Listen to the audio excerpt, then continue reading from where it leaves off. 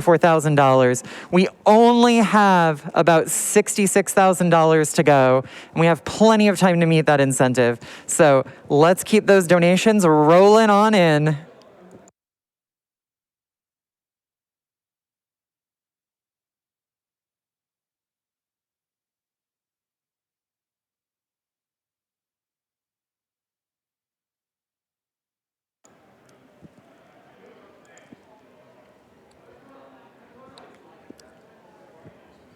While we are still waiting for the Link's Awakening run to get set up, let's all take a moment to remember why it is that we're here in the first place.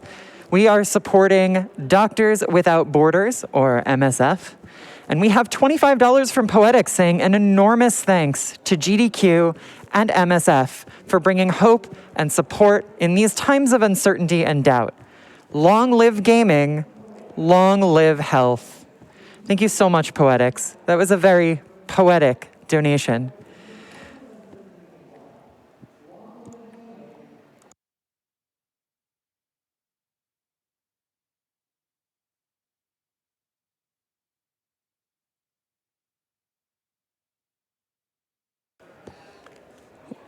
Lest we forget, Doctors Without Borders, or MSF, is an international medical humanitarian aid organization. Part of MSF's mission is to speak out publicly when their teams witness extreme acts of violence against individuals or groups, or when access to life-saving medical care is hindered. The decision to do so is always guided by their mission to alleviate suffering, protect life and health, and to restore respect for human beings and their fundamental human rights. In 1999, MSF was awarded the Nobel Peace Prize in recognition of its pioneering humanitarian work around the world. Since April 2020, hundreds of MSF staff have been involved in the COVID-19 response in Brazil. MSF has worked in several Brazilian states, supporting overwhelmed local health systems, providing training in infection prevention and control, and mental health support. Thank you all again for joining us in supporting this wonderful and important cause.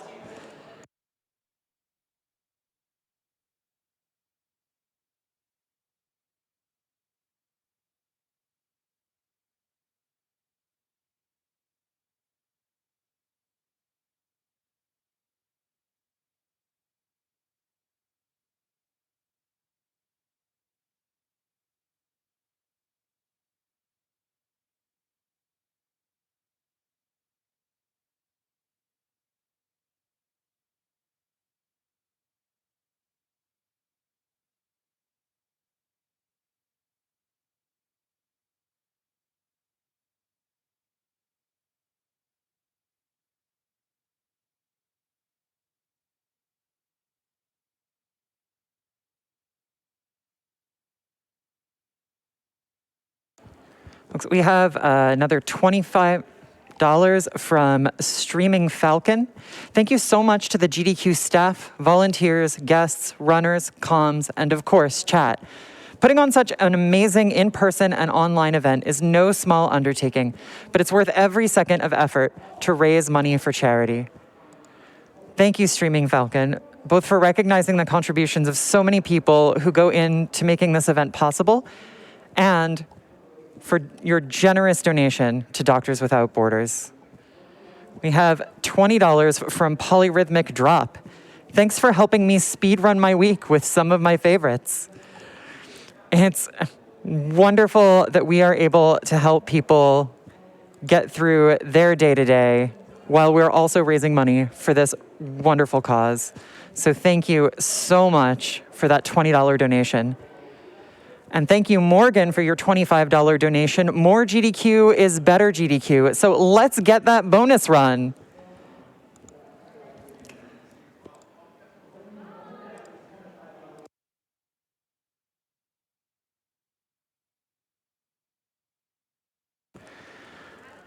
Wait, so we are on day 2 of a 7-day marathon and we still have to meet the incentive for 5 nights at Freddy's? Let no one tell you I'm good at math, but it sounds to me like adding this one game gives us the most bang for our buck. 5 more days of SGDQ and 5 more nights at Freddy's.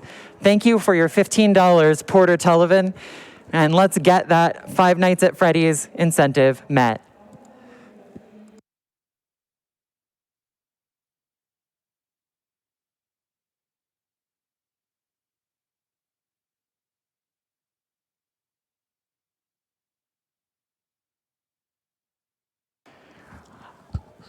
All right, folks, the little bird in my ear has told me that we are ready to begin the much-awaited Legend of Zelda Link's Awakening Switch race with TGH and Glan. Give it up, everybody!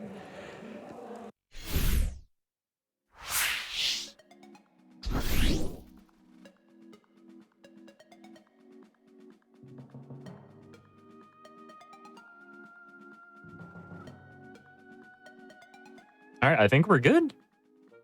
Are we all right? Yo, what's up, everyone? I'm TGH, and we're starting this race. Hello, this is Link's Awakening. 2019, for the Switch. This is a remake of the classic 1993 and 1997 release, or 1998, excuse me, release of the classic Game Boy Zelda games. I am here with my co-racer. If you'd like to introduce yourself.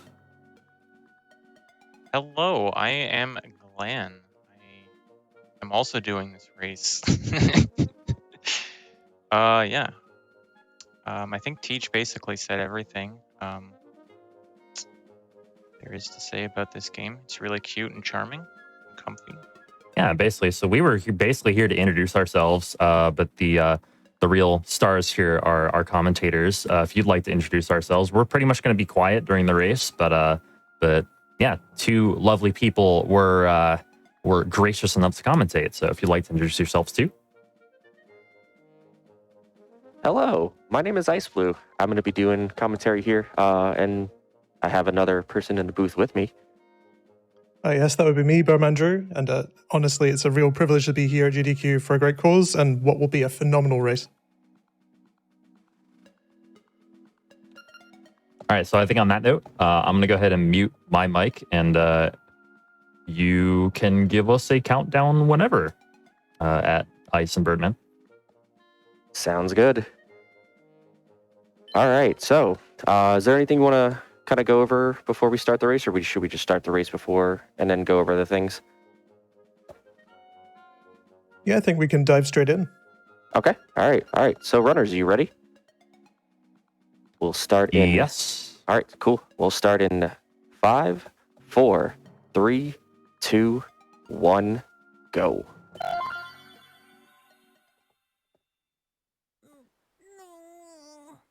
So this is Link's Awakening. It is a remake of the original Game Boy Link's Awakening. And they've pretty much done a really good job of just kind of upscaling everything and making it look very charming. It's very interesting. The route is completely different from the original version. And it's got its own, charm to the game. We run the game in German, just because it's shorter, less text boxes in German. So it makes the game, go a little bit quicker. And so this is a glitchless run. And the biggest thing in this run is pretty much just movement tech and combat. That's going to be our biggest time saves here. Birdman, you want to go over just kind of how the movement optimizations and things like that go? Yeah, certainly. With glitchless in particular, it really is that showcase of just pure optimization of movement. There are some glitches, or rather, no glitches in this run. There are some major tricks that we'll see later on, but primarily, especially as kind of showcased here as we're moving on the beach, players are going to be really focusing on every single kind of enemy pattern and kind of corner and optimization that they can take. There's so many opportunities throughout the run to kind of shave seconds away with very clever manipulation of enemies, and that's really what we're going to be shining a spotlight on. Just all the little decisions that players are making, and even kind of the most innocuous looking screens. There's so much depth to every screen on Link's Awakening, so it'll be fun to spotlight some of those moments in this run today. One thing I'd like to point out, if it looks like a glitch that they're doing, just don't believe it. It's not. We do call a lot of things like tricks that we did kind of classify as not a glitch. So there is a bomb boost that we do later on in the run that just kind of saves us from having to collect a couple of keys in a dungeon, and it shaves off a few minutes actually. One really exciting thing and anticipation for this run. It's been honestly a real privilege watching both runners prepare for this tournament, because it's actually pushed forward like the game of Link's Awakening enormously for this category in the last week. Both runners have been so incredibly consistent in their practice, hitting close to 139, nearly 138 pace, which is where the world record sits. And we've even seen in the last week, for practice for this run, that record broken. So both runners, incredibly consistent in their practice. It's going to be a really close race. They're at the top of their game, and I just expect that we're probably going to see something like at that level probably today. So I'm really excited, given everything we've seen already this week. Yeah, both these runners have been doing a really, really great job with their practice, and it's been an honor just to kind of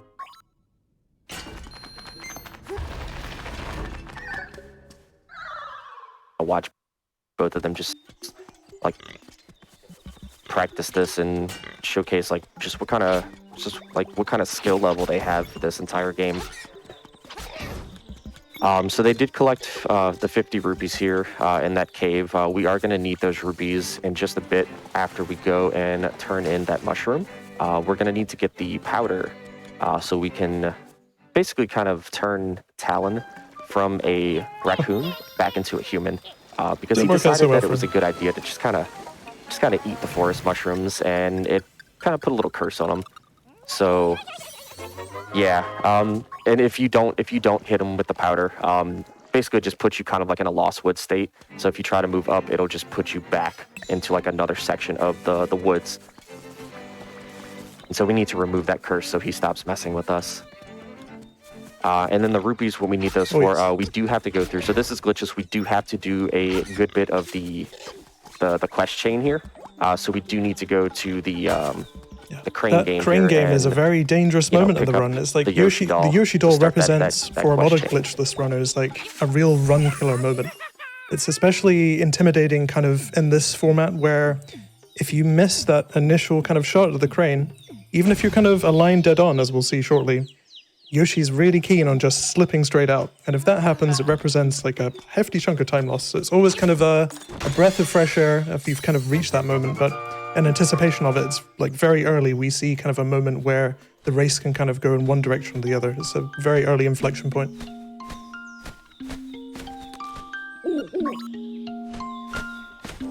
Yeah, like you could be directly under that Yoshi doll and it could just fall directly out of the claws. And yeah, it's pretty tense. Yeah. It's crazy, you know.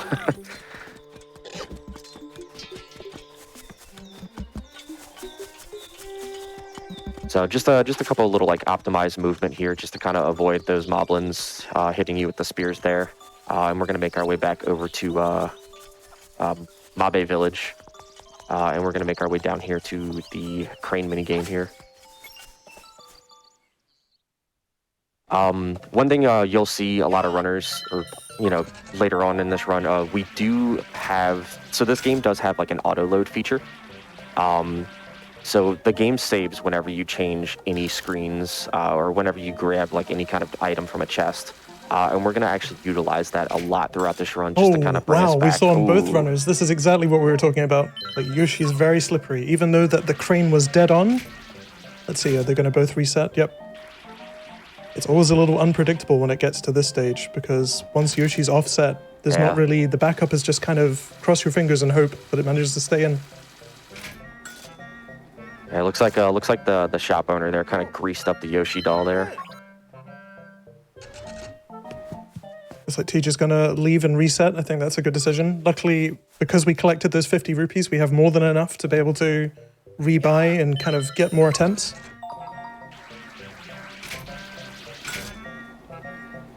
Yeah, to circle back around. So yeah, the game saves whenever you collect an item from a chest or whenever you move, throughout the dungeon. We kind of utilize that a lot in the run, just to kind of. So there's an auto load feature, which we utilize to we take the save that we have from the like opening of the chest and things like that, and it brings us back to the front of the dungeon, and it saves us a ton of time on returning and walking back ourselves. Nice. Looks like we got a success from Tej on the next attempt for the trading game, so he's going to go ahead and trade in the Yoshi doll for the ribbon. We see Glan has traded the ribbon in for the dog food. Despite that being a small setback early on, there's so many opportunities throughout the run where this time can be made up.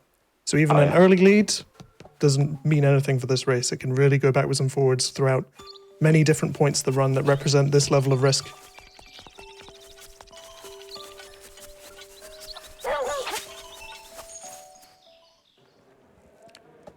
Any chance we have a little time to slip in some donations? Absolutely. This is a perfect moment. Great. Well, for one thing, I want to tell everybody that we are almost to $191,000 raised. So over the course of this run, we could hit $200,000 raised for Doctors Without Borders. And we are also just shy of $26,000 toward that Five Nights at Freddy's security breach incentive. We have $100 from Duke Firebird saying, "Hey, Glenn and Tej, greetings from the lounge. I wish you were here in person, but I'm still cheering you both on in the crowd. You both are excellent representatives for Link's Awakening. Love you both. Good luck." Have time for a couple more? Absolutely. Yep, go ahead. Great. We have $15.79 from DeKittyCat saying, "I've been watching GDQ for a couple years now, and it's great to see the return to in-person events after the past couple years. Best of luck to TGH and Glan on their race, and let's unlock that Five Nights at Freddy's run." $20 from Meta Knight. "I played so much Link's Awakening DX on the Game Boy Color, and I love this remake. Have fun with the race, and shout out to the cutest Zelda mini-boss, Smasher."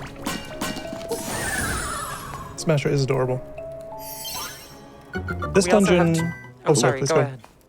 $20 from Joe saying, "Keep up the good work. Looking forward to the Link's Awakening run in a bit. Greetings from Heidelberg, Germany." Please go ahead. So in Dungeon 1, we're already starting to see a significant difference between the approaches that both runners will take. And one really important aspect of glitchless in this category is routing around a power-up called Piece of Power. Essentially, as runners are killing enemies throughout the game, especially kind of in the early to the mid-game, they're making a mental note of exactly how many at any given moment they've killed for anticipation to use that power-up at very strategic locations. We'll find that in a later dungeon they'll use it on a boss, and earlier in the run, as we'll see shortly, they'll use it in a mini-boss scenario.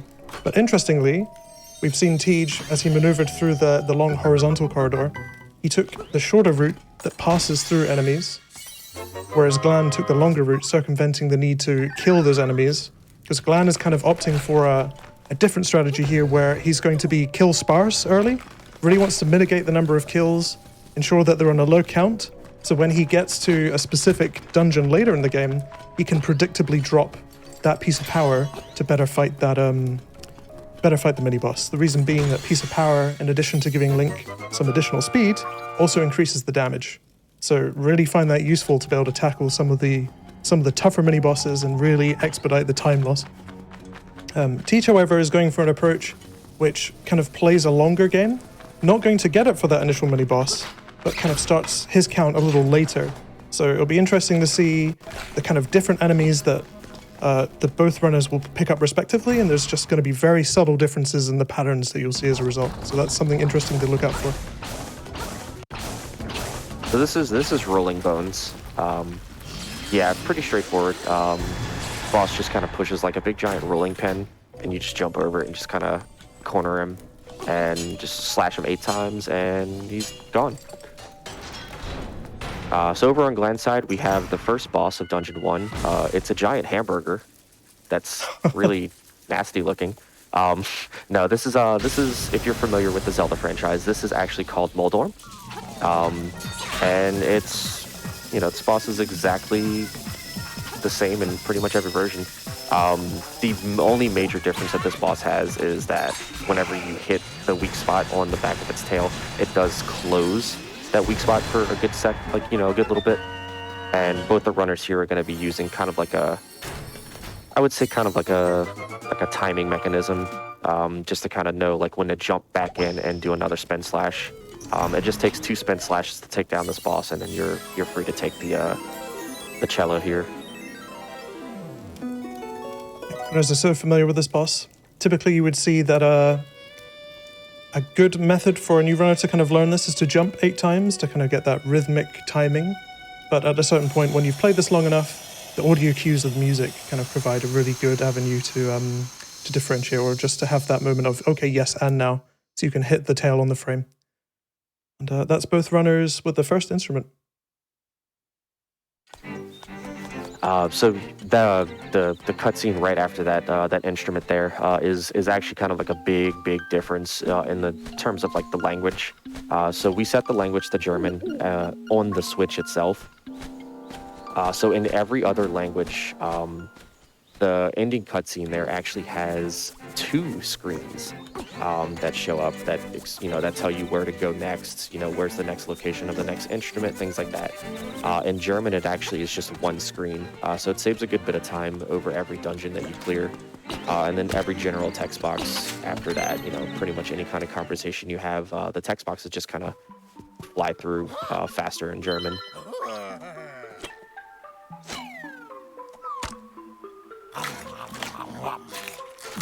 So you're going to see both the runners here. They're going to be heading back down to the beach. They do need to continue that quest chain and turn in that dog food to Mr. Croc here. And he's going to give us a set of bananas. And those bananas are going to be pretty key to opening a section of the game later on called Canalit Castle. Shout outs to Canalit for, only showing up in the glitchless route. Glitchless is very special for that. Canalit is a really fascinating dungeon with a lot of unique enemies and interactions, so it's really good to see that showcased in Glitchless.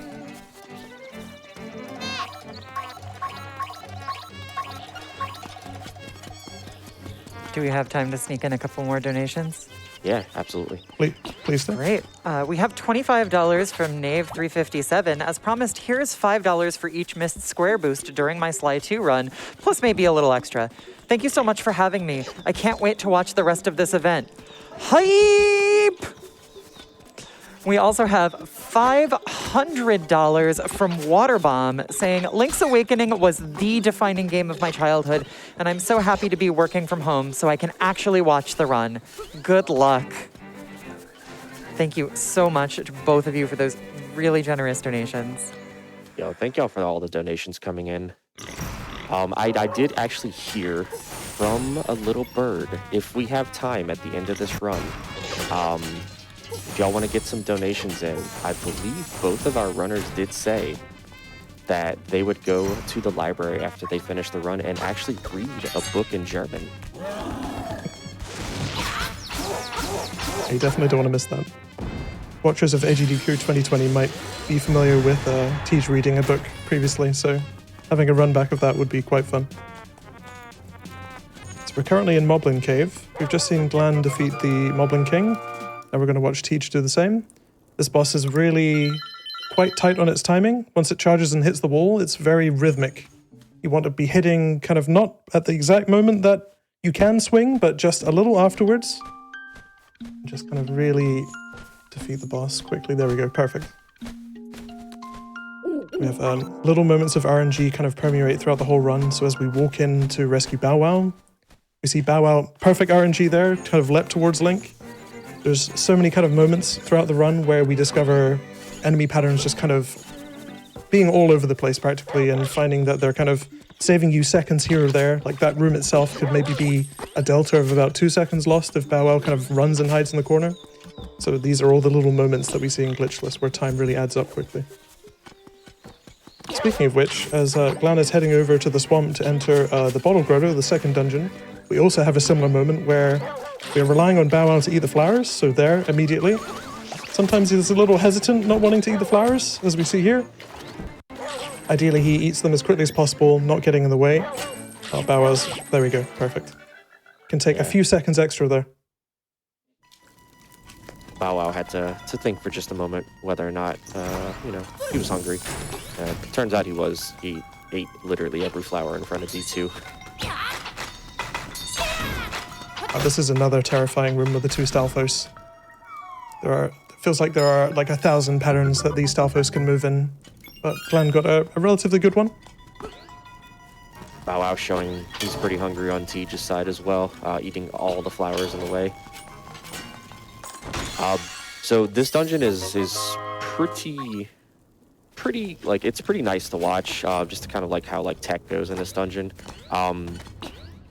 So Stalfos are weird. They only react to whenever Link just, standing slashes kind of deal. So they'll jump away whenever Link does slash his sword. But if you do spin slashes, the Stalfoses actually just don't react to it at all. So you'll see a lot of the times like the runners will do like kind of like a jumping spin slash into the Stalfos, and they will just kind of accept their fate there. It's pretty nice. You'll see that again in, I believe, Dungeon 3, when we go back in to collect some rupees.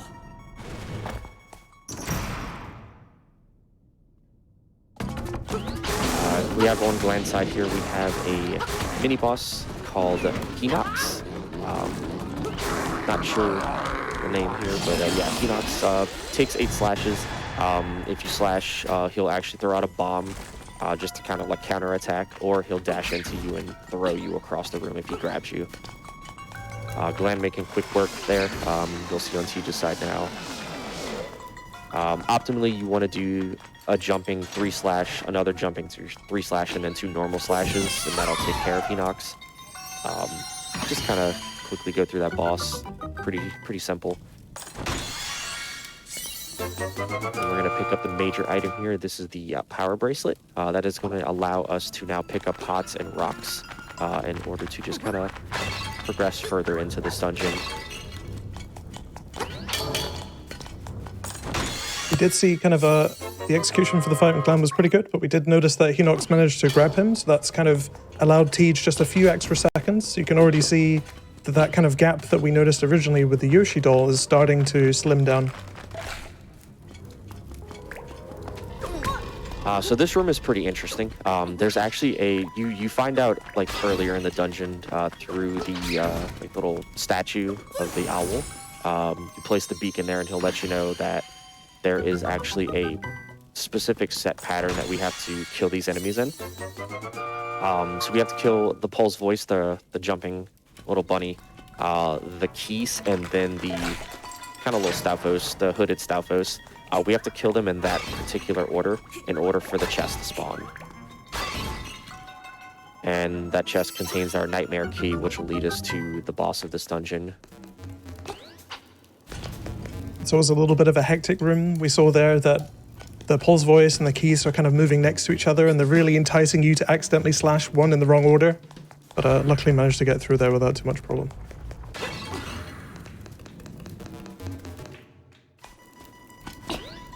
So coming up here on Glan side, we do have, I like to call this boss pretty interesting, at least in its second phase. So whenever you break Genie's pot here, Genie is going to basically just kind of start spinning around the room with a clone of themselves, and you're looking for a specific clone. I believe it's the one furthest away from Link. Yes, that's correct. And that one is going to be where actually Genie is going to spawn when they're done spinning around. So we're going to be looking for the one just closest to like the walls that's spinning. And sometimes the spin around the room can be quick. Sometimes it can be a little bit longer. It just really depends on how Genie's feeling today. Ideally, with perfect execution, runners can expect to finish this boss in 2 cycles. Just with quick enough slashes, that's enough to take the Genie down. Yeah, we have to throw the pot against the wall 3 times. He throws 8 fireballs out, and then he retreats back into the little pot there, and then tells you, hey, haha, you can't hit me. But joke's on the Genie, we just throw the pot against the wall.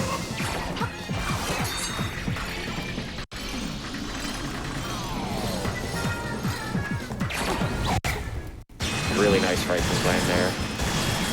Yep, perfectly executed.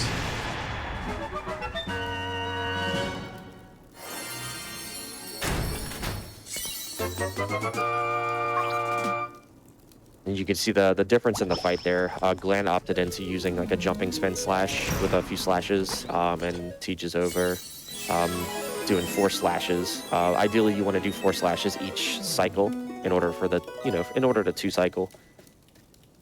And this is where you're gonna kind of see like a health route difference between our two runners here. Glan does opt to pick up a few extra heart containers, whereas TGH is gonna be kind of ignoring a few, a little bit more of a riskier strat. Just the health differences are different because some dungeons later on, they do have a bunch of enemies that do kind of like some massive damage, a couple hearts here. And then like bombs actually do 2 hearts of damage to Link as well. So you'll see a big difference in terms of like, you know, overall health management. Represents a good time save for Tej in that he saves approximately 6 seconds for not picking up the heart. And for Glan, in regards to the Piece of Power run, it changes the formula. So Piece of Power will drop after 32 kills plus the total number of hearts. So for a runner with 3 hearts, that represents 35. So then we're going to see 36 from Glan when he has the full number of hearts. Oh, 37, sorry. All right, so we're gonna make our way back over here to Mabe Village. We're gonna return Bow Wow to their rightful owner here, and we're gonna get, you know, a very, very enticing smooch. You see like a little blush coming out from Link. It's just another big, like a cute little charming effect that this game offers. It's just like you get to actually see like the facial expressions that Link offers, and they're actually really, really, really adorable. It's a wonderful reimagining of the original. It's just like the toy-like aesthetic is really charming. All right, so we're gonna see Glan here buy 3 sets of bombs, and then after spending 30 rupees here, he's just gonna completely rob the shop. You know, So I think just kind of like give the shopkeeper like, hey, I'm here to buy your perfectly reasonably priced goods, and then I'm gonna, you know, walk out of here with your shovel. I think when Link was shipwrecked on Koholint Island, along with his sword and shield, I think he lost his buy 30 bombs, get 1 shovel free coupon. So, you know, he's expecting to have it. He doesn't. Unfortunately, there's a bit of a misunderstanding. So the shopkeeper doesn't actually enjoy the fact that, you know, he's being robbed. So he does actually just kind of murder Link in cold blood upon entering the shop, because we do have to go back to that shop to steal another item.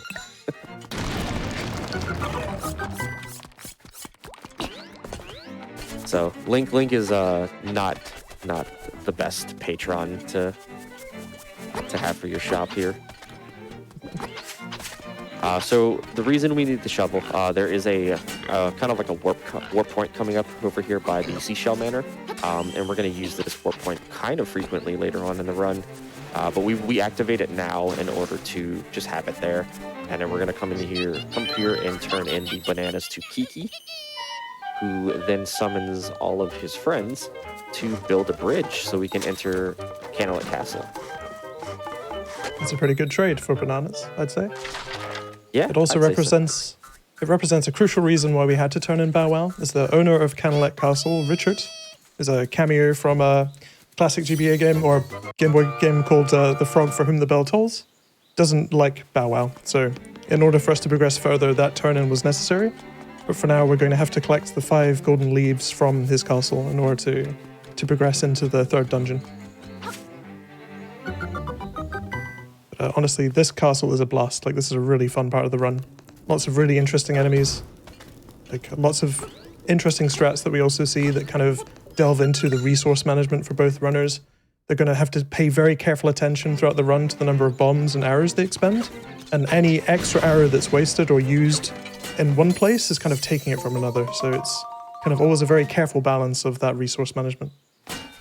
Yeah, it's resource management in this run is really, really, really tight. Arrows are a pretty massive thing here, because we do use arrows to kind of do a lot more damage to certain enemies. So there's Yes, exactly right.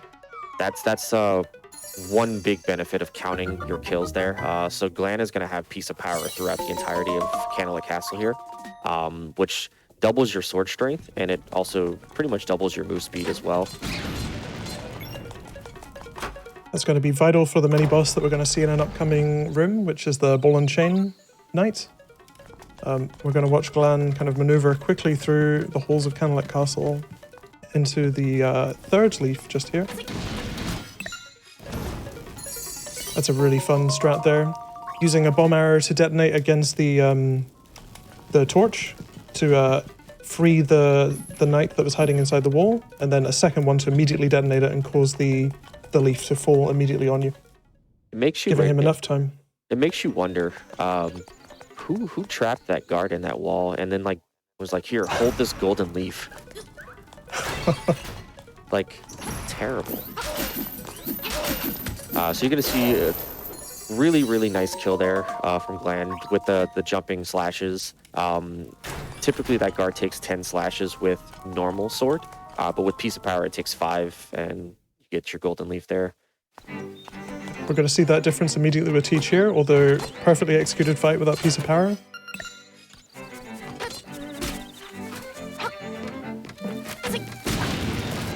And then you have your guard hiding in the pits here. One single arrow and then 2 bomb arrows will take that guard down to give you the final golden leaf here that we need to basically go turn into Richard, who we don't even know yet, by the way. We never even met Richard. We're just out here picking up golden leaves. With runners use a really nice trick where they fire the initial shot off screen, where Mad Bomber is kind of centered idle in the middle of the potholes, enables you to get one free shot without having to deal with the movement RNG. Yeah, the 6 pits there, Mad Bomber just kind of picks a pit that he would like to exit from, and it's just pure RNG there. Here's the Custard Prince himself, with some of the most blessed sound effects in the game. Blessed. Run blessed, truly blessed.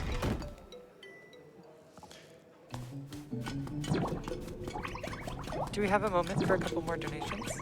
Yeah, go right ahead. Ah, great. We have $50 from Ori Sky saying, been looking forward to this race for quite a while. Both TGH and Glan are great runners of this game. Good luck to both of you. I would throw in my usual dad joke here for TG, but unfortunately I cannot think of any. Anyway, dropping the facade.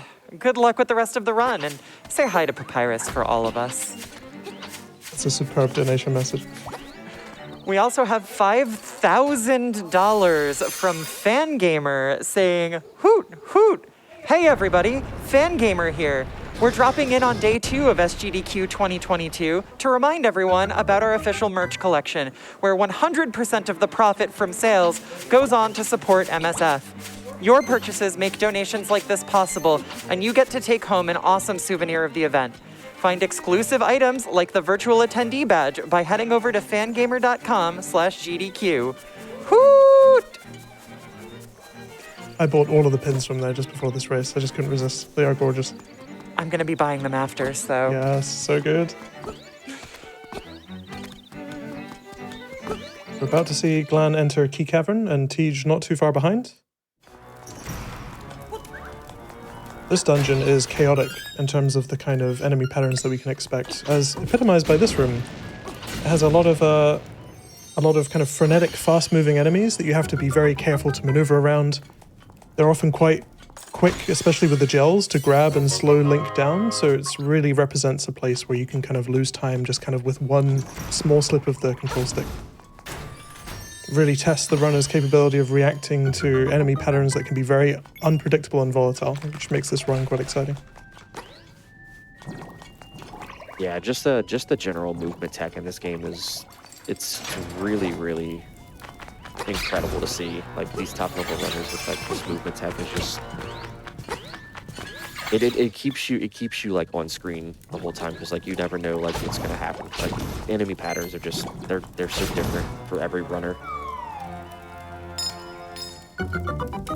So our goal objective here is we need to collect 4 keys. There is a section in the middle of this dungeon here that has just 4 key blocks, and we're gonna, we have to go around the dungeon just kind of picking up 4 keys so we can make our way around that little square.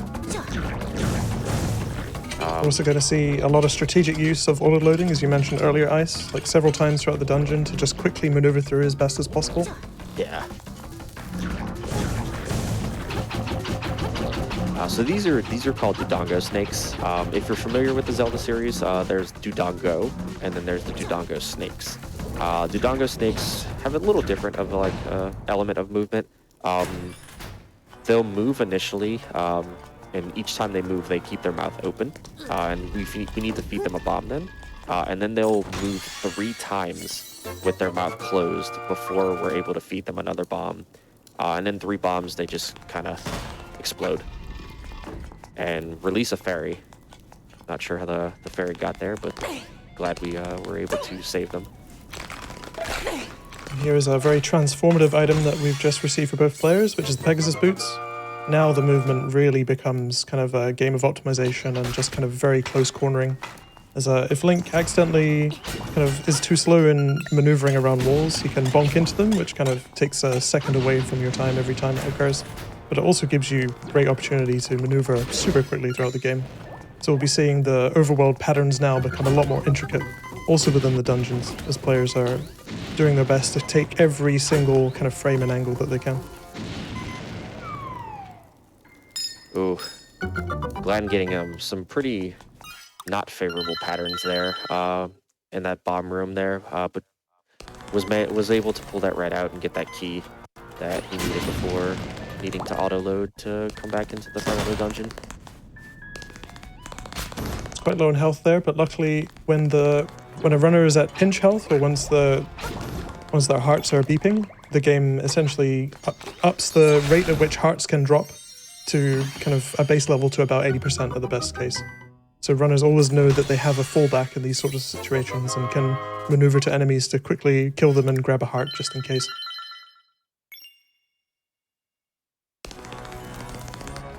Alright, We're so seeing the runners. Yeah, you're gonna see both the runners here, just picking up that 300 rupees. We're gonna need those 300 rupees later to listen to what I like to say is the best song in the game.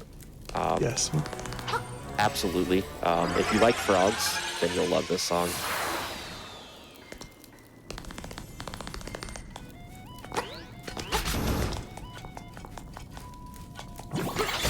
So we're going to make our way back over here, back to the center of the dungeon here. We're going to pick up the final small key of the dungeon, and then we're going to make our way over to the boss of the dungeon. But we're also going to see, for the first time, a familiar face, an enemy that typically doesn't exist in the Zelda universe.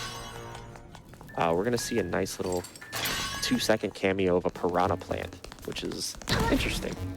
You saw Goombas earlier at Candlelit Castle, and now you get to see the piranha plant. Very mysterious and dreamlike conclusion, I'd say. Also, one additional nice thing about getting the boots is just the little tippy-tap sound that Link makes as he runs everywhere. It's just adorable, I have to say. Oh yeah, the pitter-patter is really, really adorable. So we're going to see both of our runners here entering Gigazole here, or Slime Eye. And the object here is we need to slash the eye enough to get the boss to kind of like split up enough so we can dash through the eyeballs and just split the boss in half, and then we're able to take out the eyes. Land with a really, really nice kill here. But This boss is literally a game of divide and conquer. Oh, excellent for both runners. One cycle. Yeah. So this boss has a very interesting element. Depending on like where you kill the boss, it actually determines where the heart container spawns in the room. So as you saw, on Glan's side, Glan got the low heart spawn, which is what you don't want to see, and then TGH got the upper spawn. Just depending on like where you kind of KO the boss there, will determine like where that heart container spawns.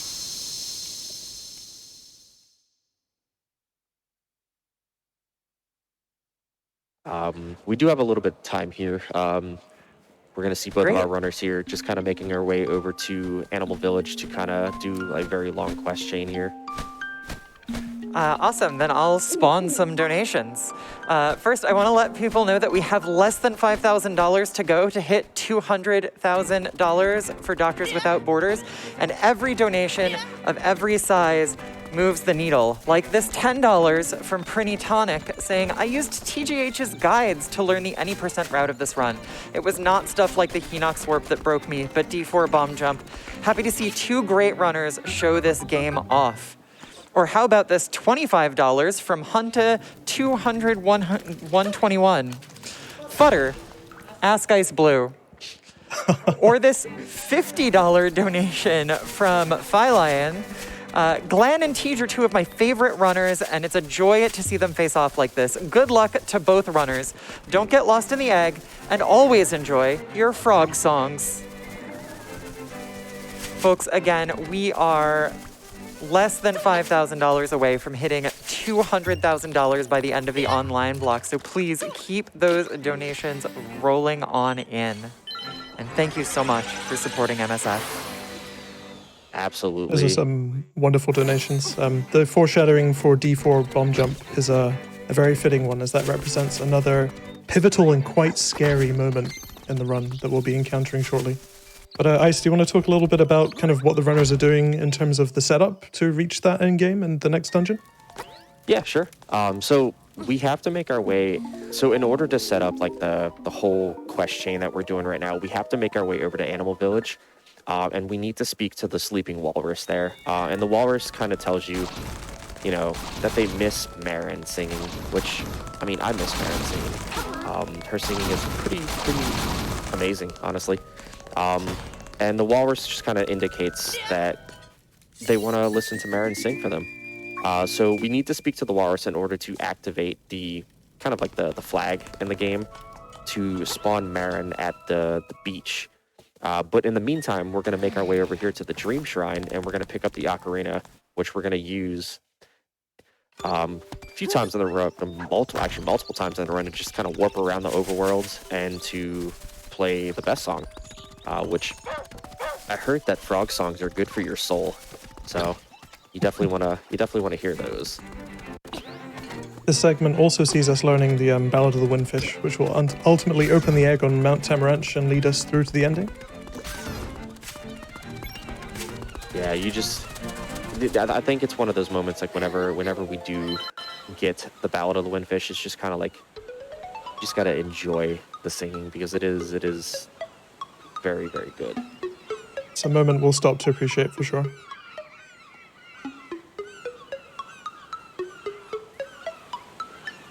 So we kind of have like a little scene here where Marin and Link just kind of sitting on a hollow tree, enjoying the ocean waves, and she just kind of tells you that she's got some bad premonitions about like what's going to happen with the island, and you know, just how she enjoys like the beach and everything. It's a little cute scene. But then you realize that Marin is trying to let you know something, but you don't kind of pick up on that. That maybe everything is not what it seems. Maybe everything is just a dream. Maybe this run is a dream. Maybe you're a dream. Maybe I'm a dream. What do you think, Birdman? One thing's for sure is she knows that you're a thief, so that's just kind of set the tone for the relationship permanently, I think.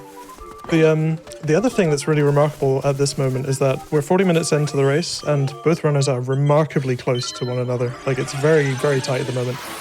This is something I expect to keep going forward. It's really exciting, honestly.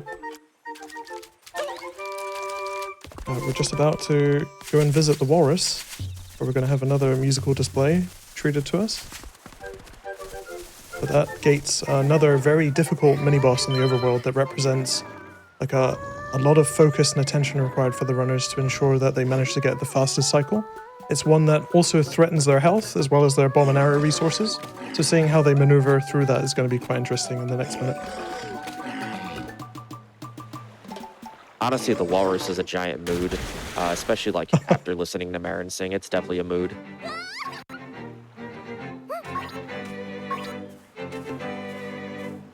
Speaking of a minute, do we have a minute for another donation? Yeah, go right ahead.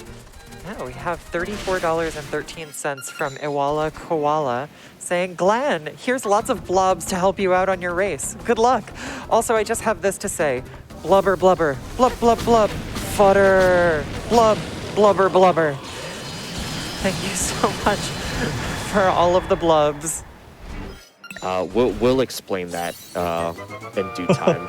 His time will come. We just had a perfect fight there by Glan for Lanmola, taking it out with 4 bomb arrows in a perfect cycle. TGH not too far behind that. It's a really good fight for Lanmola on both sides. Yeah, both runners taking extra care not to let the key fall into the center of that pit because it does bring you into a cave, which is a pretty big time loss there. So both runners just kind of taking a little extra care there just to not do that. But yeah, we're gonna let Glan here just listen to Marin. So please enjoy the tunes.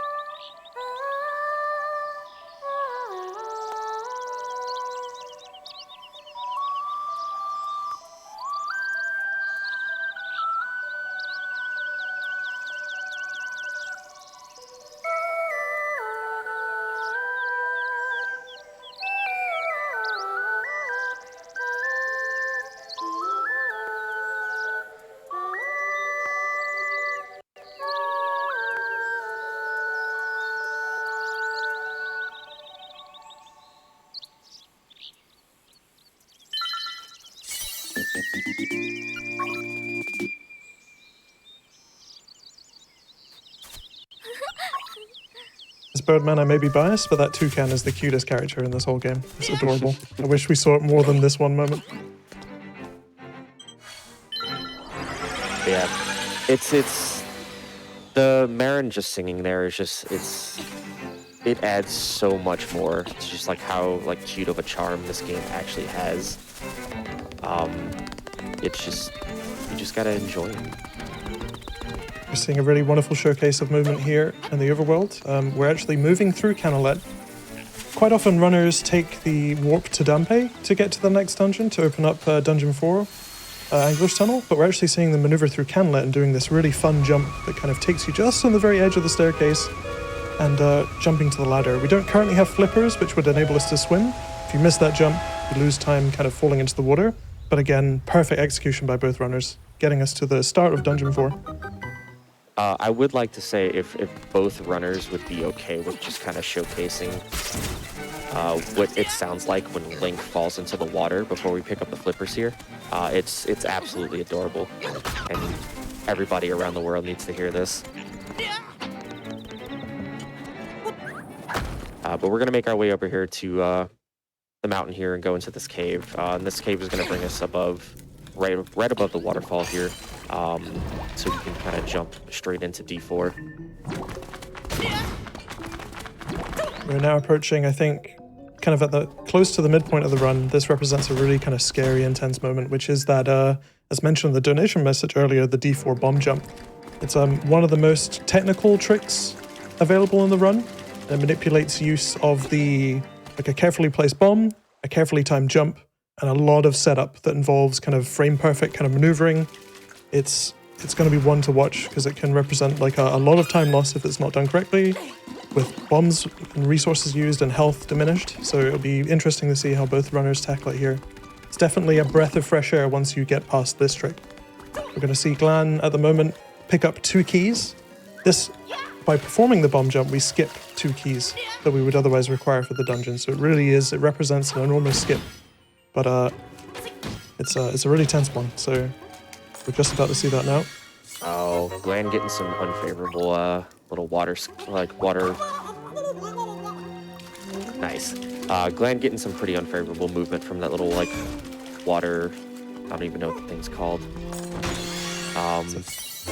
But yeah, both the runners there showcasing just like what Link sounds like whenever he falls into the water with no flippers. It's definitely Link's best sound effect. I didn't know drowning could be so adorable. Okay, here we go. Let's see.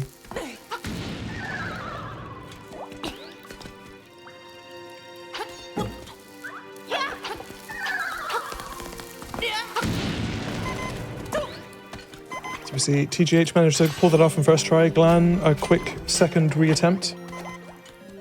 But yeah, it's such a fine, really close timing where if you're just even a fraction away with any of the movement required, you'll fall into the pit and require a restart. But really, that's a huge achievement for both runners.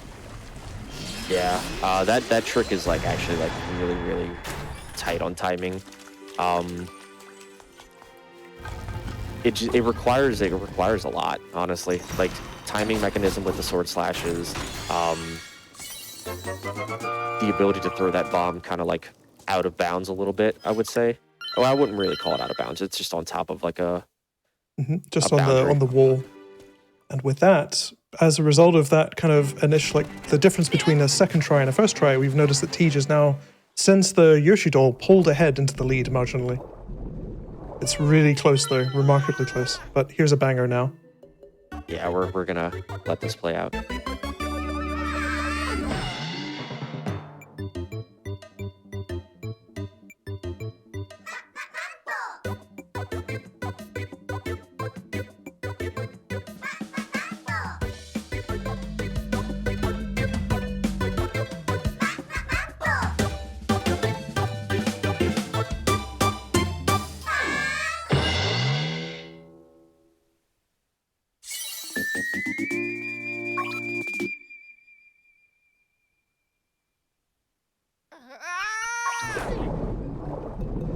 And that's Mambo's Mambo.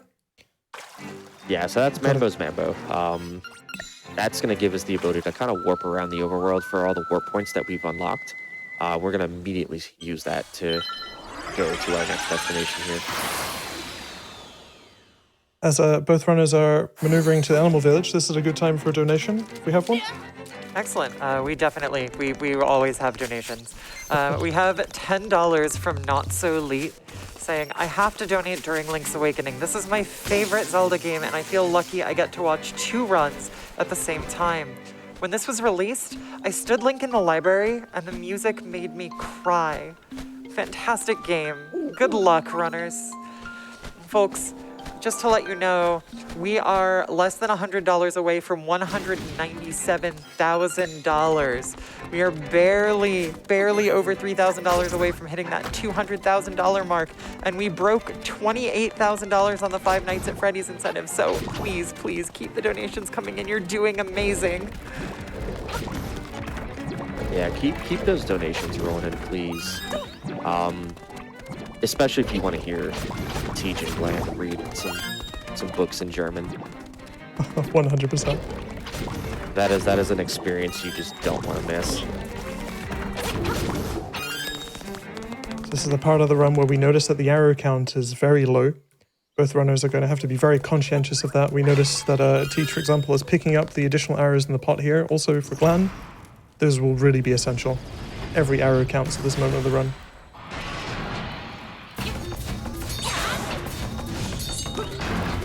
So this is a kind of like a sub-boss that holds the D6 face shrine key. With some well-timed jumping spin slashes, there's kind of like it's arithmetic, just to kind of time those slashes. Because if you slash too fast, the boss actually has kind of like a what I like to call invisible iframes. So you'll just kind of like bounce off the boss and not damage and break the armor that you or the shield that you need to break. Both runners, kind of doing a really good job of just kind of timing that out and taking that boss out in 2 spin slashes and 2 arrows. 100%. Even the arrow timing themselves can be really tight, like within a few frames. So accidentally missing that timing would result in kind of a disastrous kind of time delay or a loss of an arrow. So both runners getting that first try again happens so quickly, but it's really a lot of practice, just perfect timing, really well executed. So this is actually kind of one of my least favorite dungeons, I'd like to say, just because of like everything that goes on. Now, I will say that this dungeon also has one of the best mini bosses in the game. Now, there's plenty of names out there for this mini boss, but there's only one true name to this mini boss. Tell the boss. And true fans will tell you that the mini boss of this dungeon is Papyrus. So Undertale fans rejoice. Papyrus made a comeback. And, The true secret of the dream. Yeah, it's the true secret of the dream. Papyrus makes a comeback here, and he's guarding not only a plate of spaghetti, but the hook shot.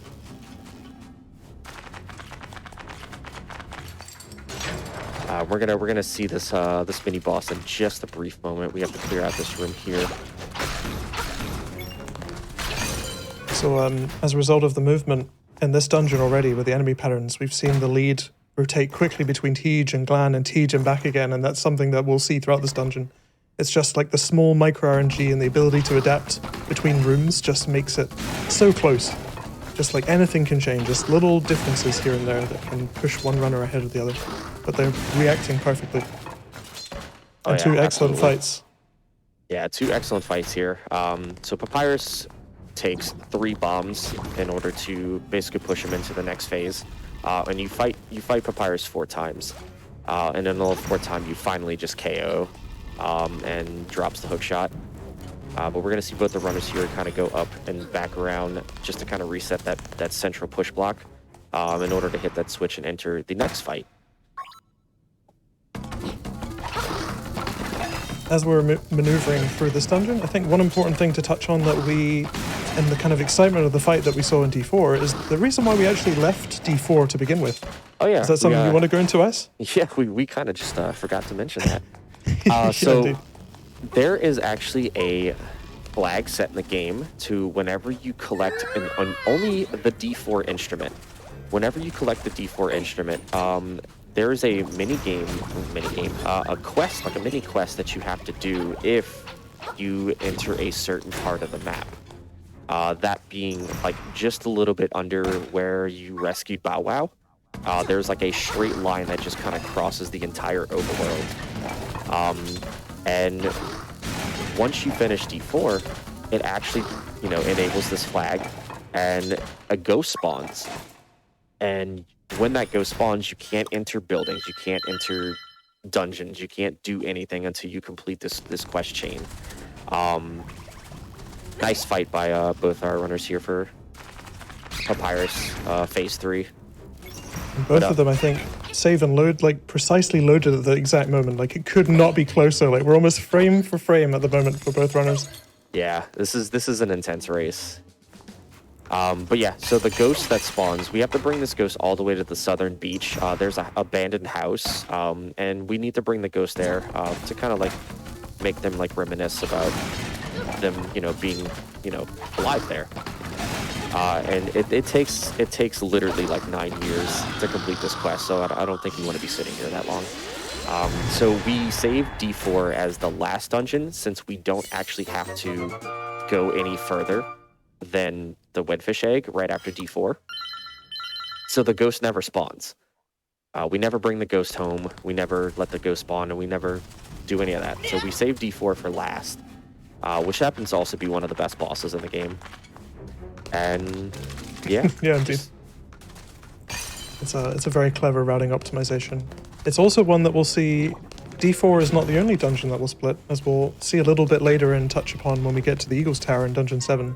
That's another dungeon that we'll see for similar reasons split apart. So it's quite interesting how we're always kind of diving and maneuvering between spaces, even after kind of fighting the bosses there and not getting the instrument.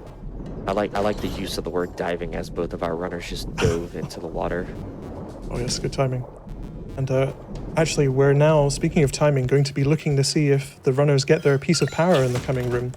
This dungeon, its boss, represents a huge opportunity for time loss that's mitigated primarily by use of piece of power. So in the next minute or so, we're going to see, prior to them, now they've got the Nightmare Key to get into the boss room, see if they've been counting well enough to get it to drop at just the right moment. If they manage to do it, they'll be able to finish this boss in one cycle, a boss that's notorious for having kind of an incredible amount of RNG. It's very tricky to work around. Piece of power mitigates that perfectly. So if they manage to get it, that represents a huge time save. One thing we actually didn't touch up on is just kind of like angular movement for Link. So in this game, you have 8 directions that you can turn, traditionally at least. And then we actually have the ability to, Glan getting both the acorn and the piece of power, unfortunately. So in this game, if you jump with the feather, you can actually kind of like move Link in kind of like like degrees of angles, and it actually allows you what we call the skewing, and it allows us to kind of like turn Link to a specific degree of angle here, and actually hook shot that block on a very, very small corner in order to skip an entire key in this dungeon. And you'll see now on just to kind of touch up on, like, there's just the RNG element. You'll see that, you know, Teach unfortunately was, you know, picked up that acorn there, and Glan has the piece of power, so you'll see the big difference here in terms of the fight. Whereas Glan gets that 1 cycle, Teach has to go for 2, but they both had a very, very good run there for that boss. Teach mitigated the loss. Yeah, Yep, I'm please sorry, go go ahead. ahead. That boss has a very, very, like, a very, very weird set of RNG to where, like, it has a, you know, 1 in 4 chance of picking any of the little holes in the wall that it comes out of. And then it also has another factor where it could be a fake. And you can see the big difference in, like, the boss's eyes, whether or not it's a fake. And if you pull the fake out, you can't do anything with it. It just laughs at you, and you have to wait more. Massively impressed by that boss fight for both runners. Tej, even despite not having piece of power, really had an excellent first cycle. Only a few hits required on the second one, and got a really good pattern for the slimy ult on the second attack. So the difference really not as dramatic as it could be. That's just testament to the skill of the runners and how they managed to deal with what slimy threw out, or slimy ult.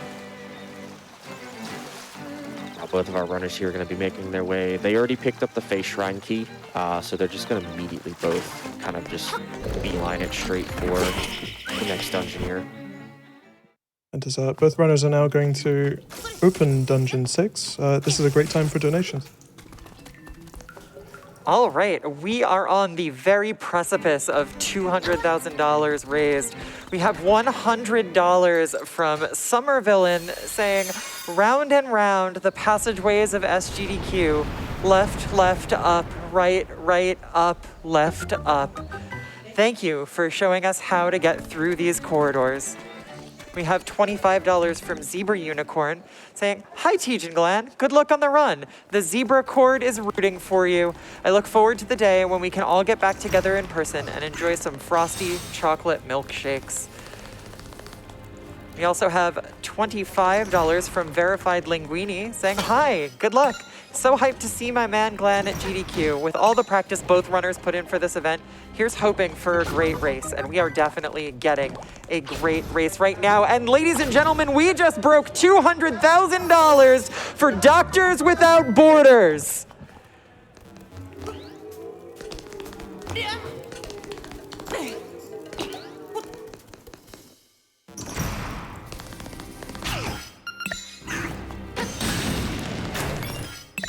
Okay, so Face Shrine here.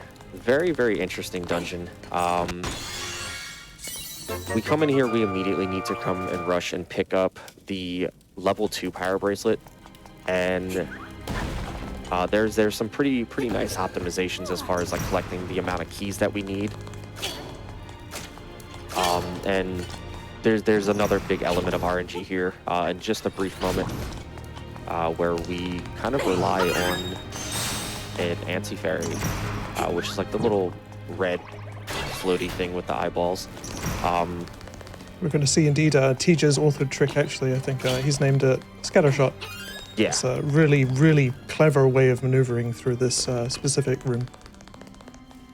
So yeah, they're gonna enter the room at a certain point and just kind of use this anti-fairy to just make a bomb arrow hit both of those Wizrobes. Both runners just kind of making that room just look very easy to one cycle. It was a perfect showcase of actually both RNGs. I think Glan got the slightly easier pattern where Tej had to use the sword to manipulate the anti-fairy into the position to take out the Wizrobes. It is like really well done on both. And affectionately think of this room as the Link's Awakening rhythm game as we slash the tiles to the beat. Also, can we give a big shout out here to just how good D6's music is? It's a phenomenal. This is maybe one of my favorite dungeon tracks. It's like really kind of oppressive, but also euphoric. It's just a great mood. Yeah, absolutely. Oh, both runners getting what again is a really tricky thing to manage, which is stealing the ball from Smasher first. There's an incredibly tight window for that. It looks so simple, but I promise you that takes hundreds of attempts before you can get as good as this. It's really hard to be able to beat Smasher to the ball. Yeah, both runners, amazing job with that early grab there.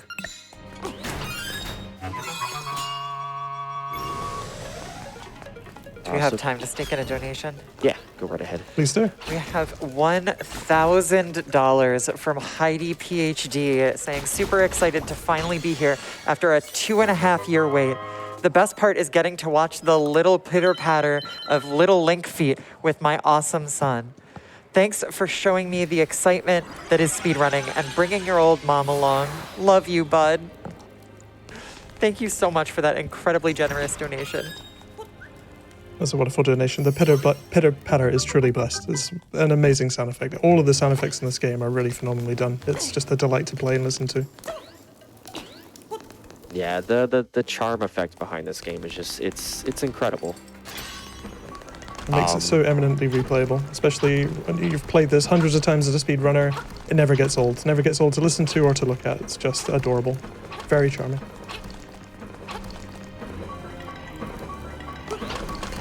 So we have another instance of just kind of like slashing the tiles to like a little beat here, just to collect another key, and we're gonna make our way up here to go and get to our nightmare key. One big change that this game has to the original is the knights here.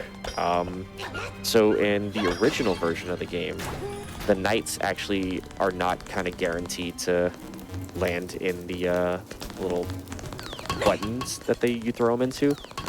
Whereas this one, if you throw them on the right angle, they'll pretty much like guaranteed go into the little crevice that they need to go into to activate their switch. And we have Now we another. see both runners are indeed for round 2 of the Dodongo snakes.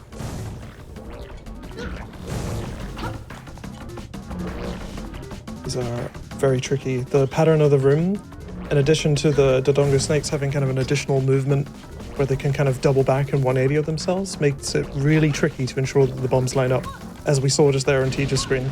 They're really doing their best to maneuver away from the bombs, which can cause havoc with your timing here.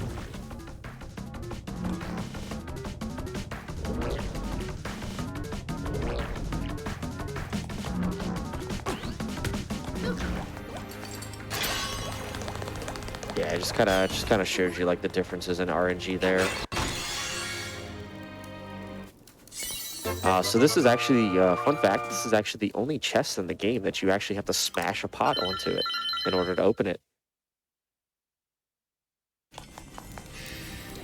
So with Nightmare and Key in hand, we're gonna, beeline it straight for the dungeon boss, which some of you may recognize, if you're, old enough. It is the mascot of Nickelodeon Kids. We have Face from Nick Jr. coming up here.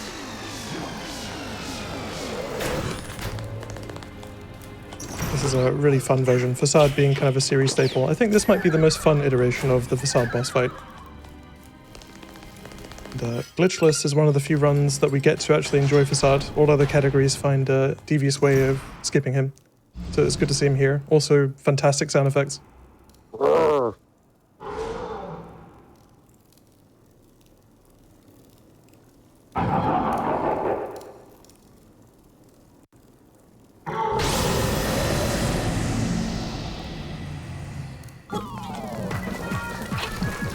So both of our runners here, ideally we want to immediately after our bomb explodes, we want to have another bomb placed here, just to kind of initiate. So the first 3 bombs, Facade will spawn in the center of the room, and then the next 3 hits, he moves around the room. Excellent fight there from Glan, though. Really good RNG where, Facade moved. And then also another excellent fight over there from TGH. Both of our runners here just getting really good patterns there for Facade. It was excellent execution on the behalf of both runners. It's a very easy fight to take damage on and kind of self-KO using the bomb arrows, but no risk of that here.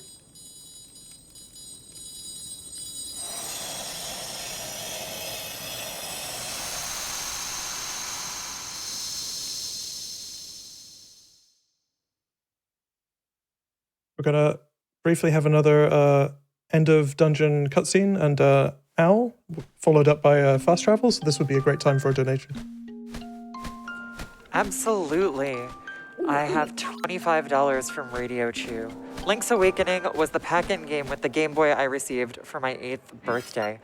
From the second I heard Ballad of the Windfish, I was hooked, and it still gives me feels every time I hear it. It took me 5 years and plenty of help from cousins to beat the game, so it's great to see it absolutely destroyed by 2 amazing runners. Thank you so much for your $25 donation to MSF Radio Chew. Do you have time for another quick one? Yeah. Yeah, we can do a quick one. All right. We have $20 from Burnt Grapefruit. Been watching GDQ for the past few years. Thought I'd finally pitch in for the first time.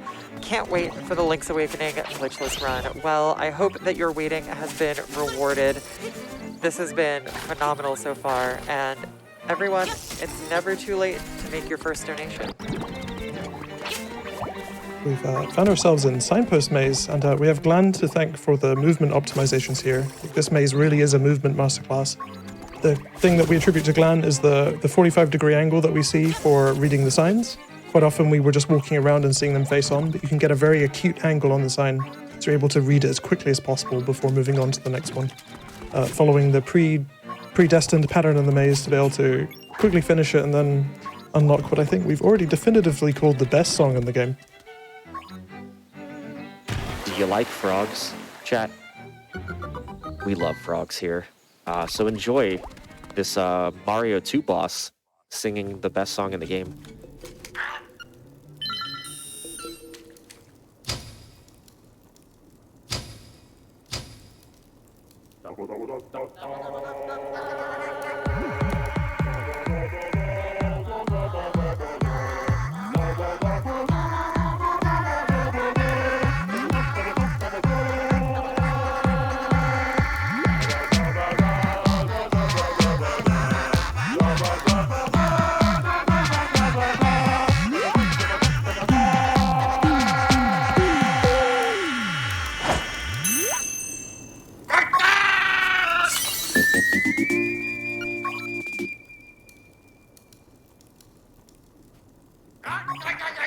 Truly a phenomenal track there. Impeccable. All right, so Frog's Song of Soul, the song that's so good, it'll literally revive you. So we're gonna make our way over here, and there's actually a nice little staircase underneath this statue here. And you're going to see both of our runners come down here, and we're going to awaken what we call the rooster. And the rooster that we get here is going to be very, very pivotal to entering the next dungeon here. In my view, this is precisely why this song is the best song. It raises a legendary rooster that lets you fly across the world. Just truly blessed. Best character in the game. Yeah. I don't know about that. Well, maybe. Maybe. As Birdman, I think my bias shows quite clearly. But, Rooster is actually only used once in this category. It's the one kind of part of the game that hasn't managed to find a way to be skipped, which is the Flame Cave. Or rather, it's the Bird Key, I should say. Flame Cave we, in other categories, can skip, but in order to get the Bird Key, we need the bird, which is what we'll be seeing shortly.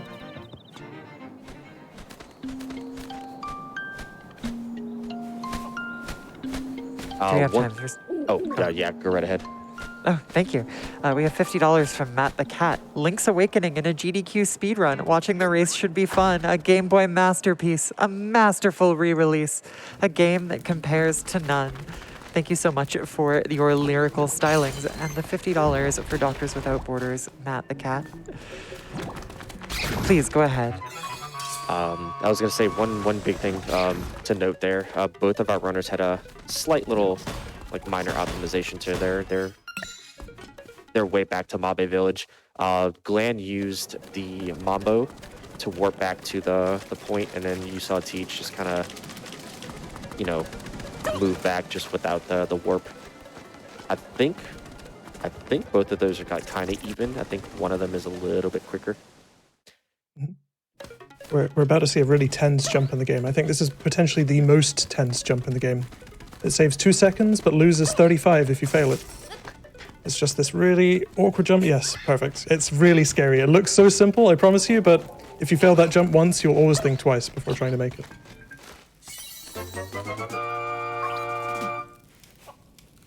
Yeah, that jump is very nerve-wracking. Especially when you're on a PB pace and you're just coming into this room, you just kind of feel like, oh, okay, I just really need to focus for this. Yeah, so if you fall into any pit in that room, it actually throws you out of the waterfall, as you saw after we grabbed the eagle key or the bird key here. And you have to go all the way back around, and it's a huge time loss. I think it's also worth pointing out again, we're about an hour and a quarter through this run. The runners are still so tantalizingly close at the moment, like really neck and neck. The race couldn't really be closer at this point.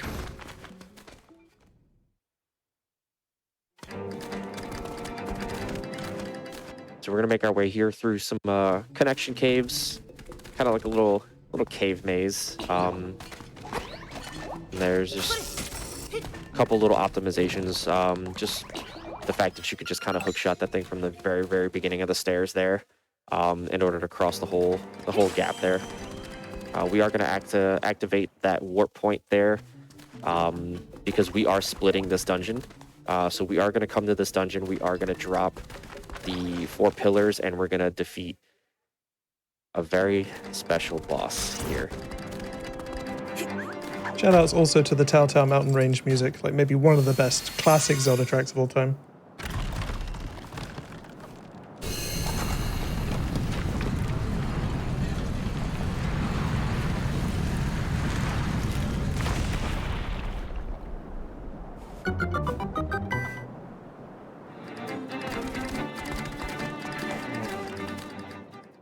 Eagle's Tower, Dungeon 7.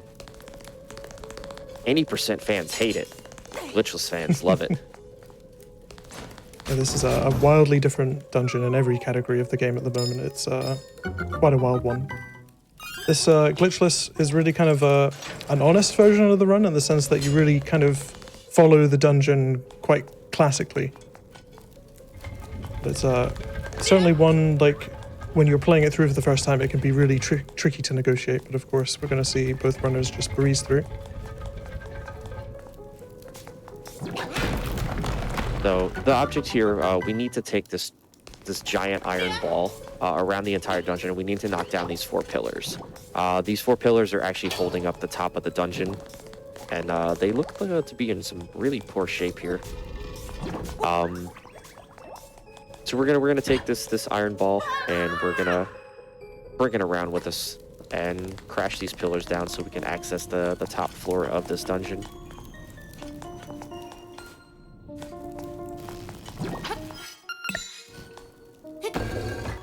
And just like the routing around this dungeon is, it's interesting because you have to leave the iron ball in like certain spots and fall down a pit. Just to kind of get it to where we need to get it. And the logistics of that definitely takes a couple of times to wrap your head around it, but once you get it, it's intuitive, but it's definitely a tricky part. It's a really fun optimization in that room, by the way, using the hook shot to break the last tile, enabling you to leave and open the door before all tiles have been destroyed.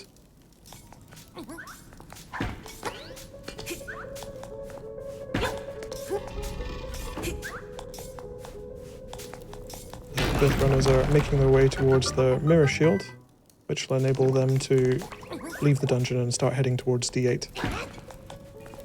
But there are a couple of things, once we do get the mirror shield, to do before that, however. Namely, one of the mini-bosses in the dungeon. Yeah. I think we'll just kind of hesitate to name this mini boss. I wonder who it could be, guys. Goes by many names. I'm not sure, but you may recognize him. We'll see in just a brief second.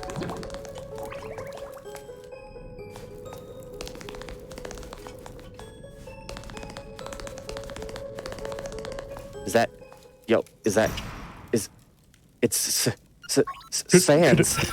It's Sans. Could it be? Could it be? I didn't know we were playing Undertale.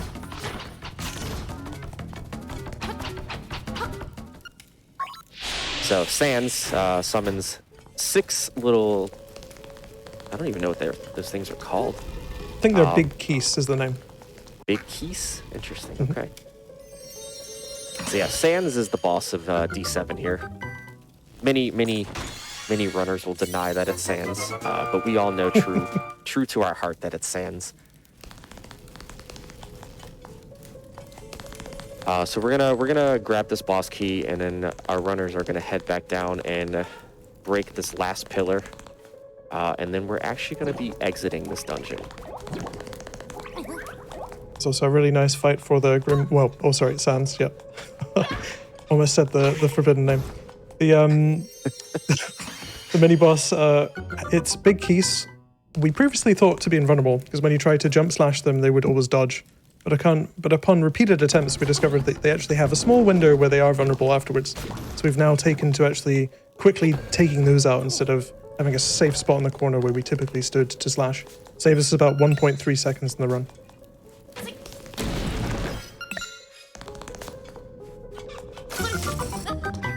Yeah, we're gonna smash this final pillar here, and I believe both runners are just gonna drop down the pit and just walk out of the dungeon.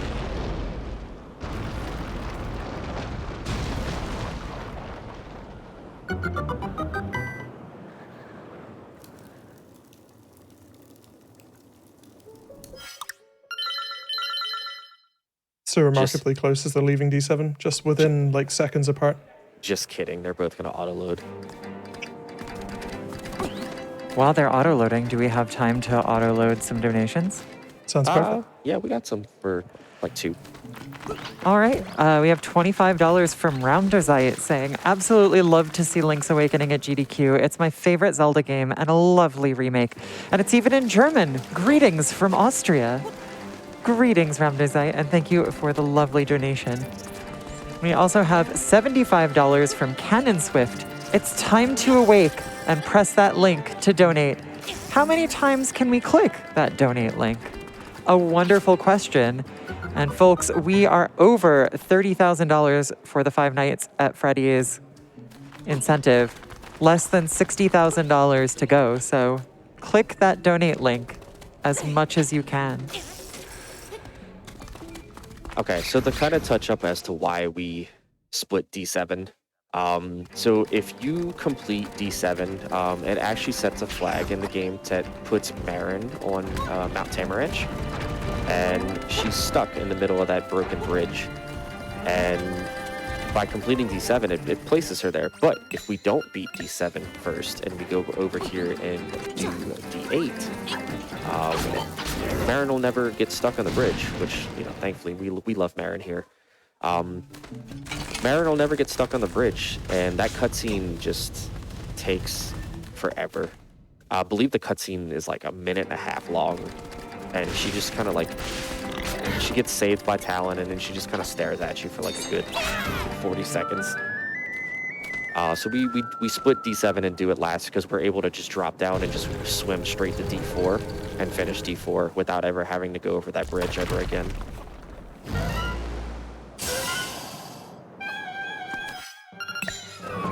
Here we are with a Turtle Rock boss fight. This one represents quite a scary amount of damage that it can deal. But we use some bomb arrows that we've saved from previous parts of the run to quickly remove its armor. and then aim to try and get as many spin slashes in the air as possible. There is a bit of RNG involved with how it retracts its head, but we're always like quickly trying to maneuver just close enough that we can deal damage, but not so close that it's going to hit us in midair. And that was an excellent fight on both parts, finishing nearly at the same time. That takes us straight into Turtle Rock. Hey, can we give a big shout out to both of our runners here of how incredibly close both of these runs have been this entire time. It's phenomenal how close this is right now. Like you can barely tell them apart moment to moment. Just edging ever so slightly backwards and forwards between the lead. It's just, it could not be closer.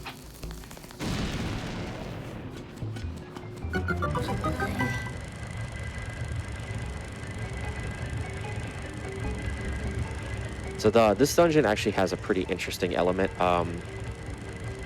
We like to call them like the Roombas. So we need to push these Roombas across all of these pits in order to fill everything up, in order to pretty much like spawn the item of the room, which we need this key in order to access the next part of this dungeon.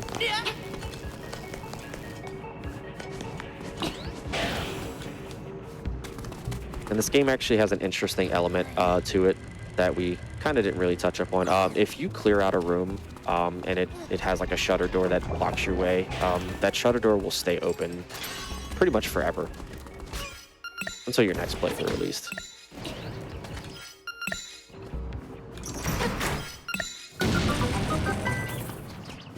Going to see a lot of mini-bosses in this dungeon, which really tests the runner's ability to kind of use the resources that they have remaining, in addition to kind of really pulling off some clever optimized movements that kind of take advantage of the amount of resources they have. In addition to just kind of mastering the boss fights themselves. It's a very technical dungeon in that regard.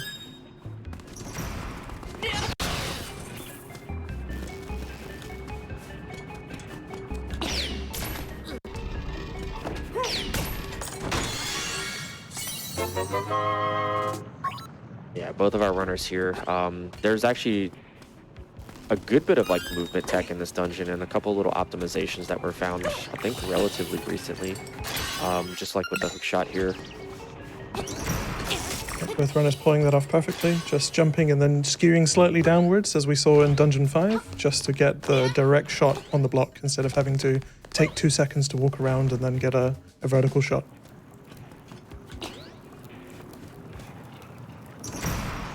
We're going to enter Bueno, which with 8 well-timed slashes, you can actually one-cycle this boss.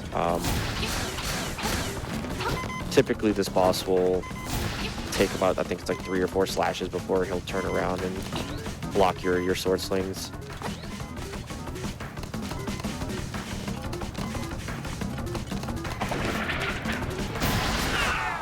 Oh, not a very generous fight there. For Glan. TGH getting the one cycle.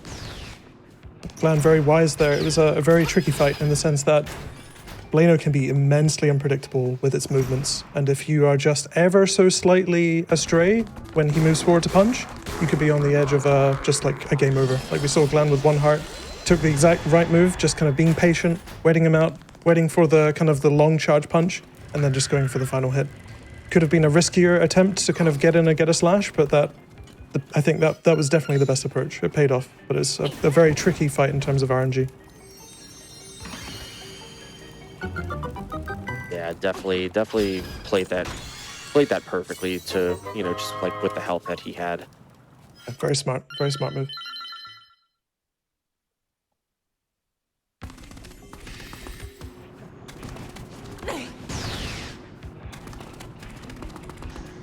So pretty much like the rest of this dungeon is just a bit of a key collection and movement through. We do fight another mini boss here that we are familiar with from D4. So if we have a few donations, we can go ahead and get those in. Yeah, absolutely. We have $20 from Anonymous. Link's Awakening DX was a surprise gift on my first overseas trip as a kid. And when this remake was announced, I was ecstatic. Have to donate in honor of Link, my favorite travel companion. Well, I hope that Link accompanies you all over the world, everywhere you go. And that $20 will help Doctors Without Borders help people wherever they go. We also have $25 from Bionic Shell Shock. I have to contribute a bit toward the security breach incentive. Fingers crossed that this bonus game makes it. Folks, again, we are more than a third of the way through that incentive total, so keep that rolling on in. That is for later tonight. If you want to see Five Nights at Freddy's, get those donations in. That was a really exciting series of cue ball fights. The really tricky thing about this cue ball specifically is, unlike the one that we saw in D4, we're actually manipulating a lot of the arrow usage here. So we kind of expend 5 arrows to shoot kind of vertically on a timer. So we're kind of like, again, very rhythmic, very patient, waiting for the cue ball to turn, and we fire and fire to make sure we trap it in that cycle. It looks like cue ball managed to barely escape one of Tej's arrows, which enabled Glan, who I think had a perfect 5 cycle on the cue ball, to catch up just a little bit of the loss that we saw with Blano. So already that lead that had grown there has already shrunk quite considerably, I think. So again, it's just drawing closer. That really represents a lot of this game's kind of like potential for optimization and just kind of like really tricky movements. Like runners are constantly battling against very, very difficult patterns that they have to account for.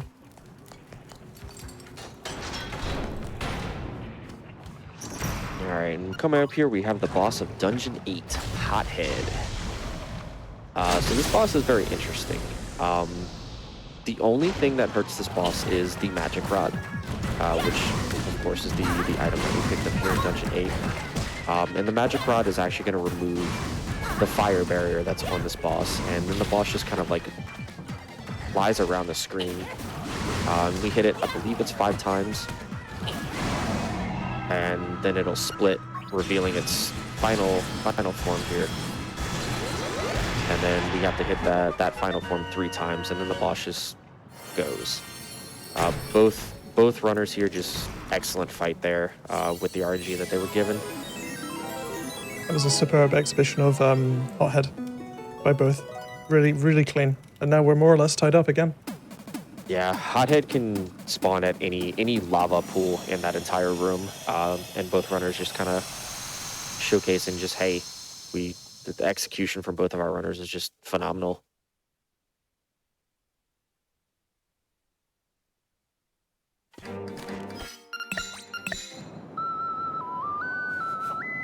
So we're going to make our way back over here to D7, and we're just going to make our final climb up Eagle Tower. Or should I say, Sans Tower. We're going to find out what Sans thinks about you demolishing his tower. I mean, it's kind of rude of Link, to be honest, just kind of walking in and saying, I think I can redecorate the place. Let's demolish these 4 pillars. We'll find out exactly what he thinks about that.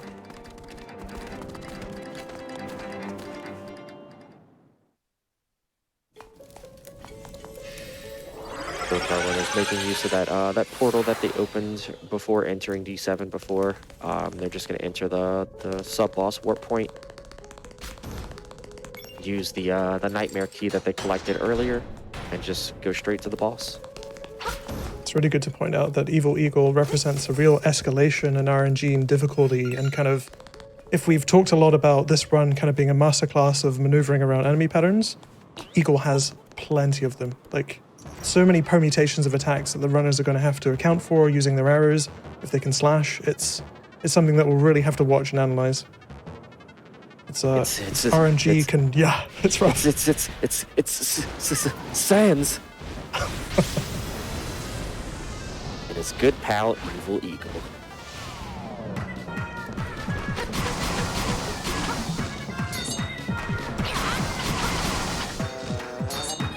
Yeah, this boss is pretty intense, honestly.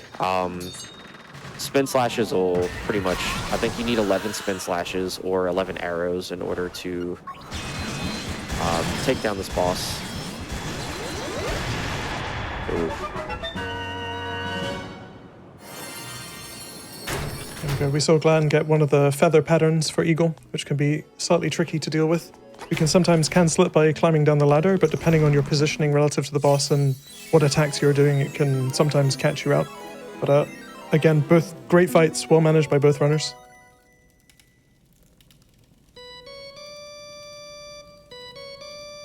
All right, while our runners make their quick descent down to D4, I think we have some time for a donation or two. Absolutely. We have $15 from Robbie J, donating because I love GDQ and my wife loves Zelda, so check off 2 boxes with 1 donation. It probably won't be my last donation this week, so keep running them games. Thank you so much, Robbie J. Really appreciate it. We also have $100 from Dan. Love seeing GDQ back in person. Let's get the 5 nights at Freddy's incentive met. Folks, I know, I sound like a shill, but we're at $31,000. It's going so well. Keep it going. We can hit this bonus run. We have $200 from Vandio. 200K raised. Happy to be here for my first in-person GDQ. Let's have a great week.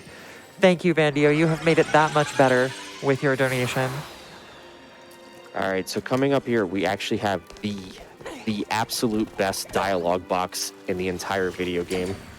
Definitively, no question. It is the best. It is absolutely in German. It's the best dialogue box, and you'll see in just a moment as to why it is. It's legendary. Big minor optimization there. So we recently found out that if you access the little panels on the ground there with the correct code, which both of our runners did manip the starting file, which we actually didn't explain. So we know the patterns of both the egg and that little room in D4. If you exit the room and enter the room, it just spawns the staircase. We also have that optimization for D1. Oh, here we go. We need to frame this. Hold on one second. So we have this boss here. Blubber, blubber. Blub, blub, blub. Butter. Blub. Blubber, blubber. Piranha killer. Perfect rendition. Nice. Excellent. Thank you.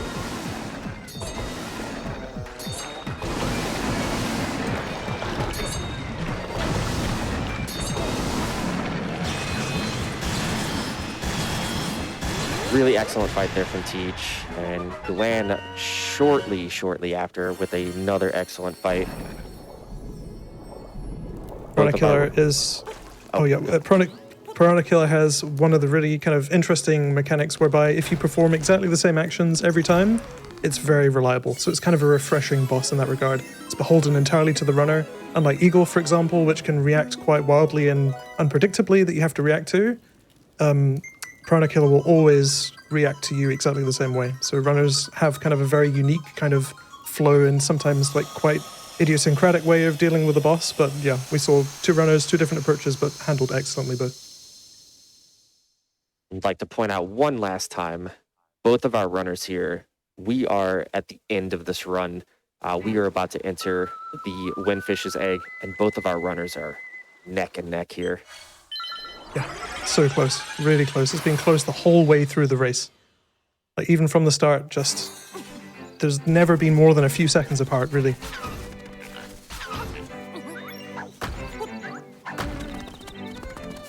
We are going to get another enjoying sound of Marin and Ballad of the Windfish here. So let's just enjoy this. Yeah, we'll definitely let you enjoy this one.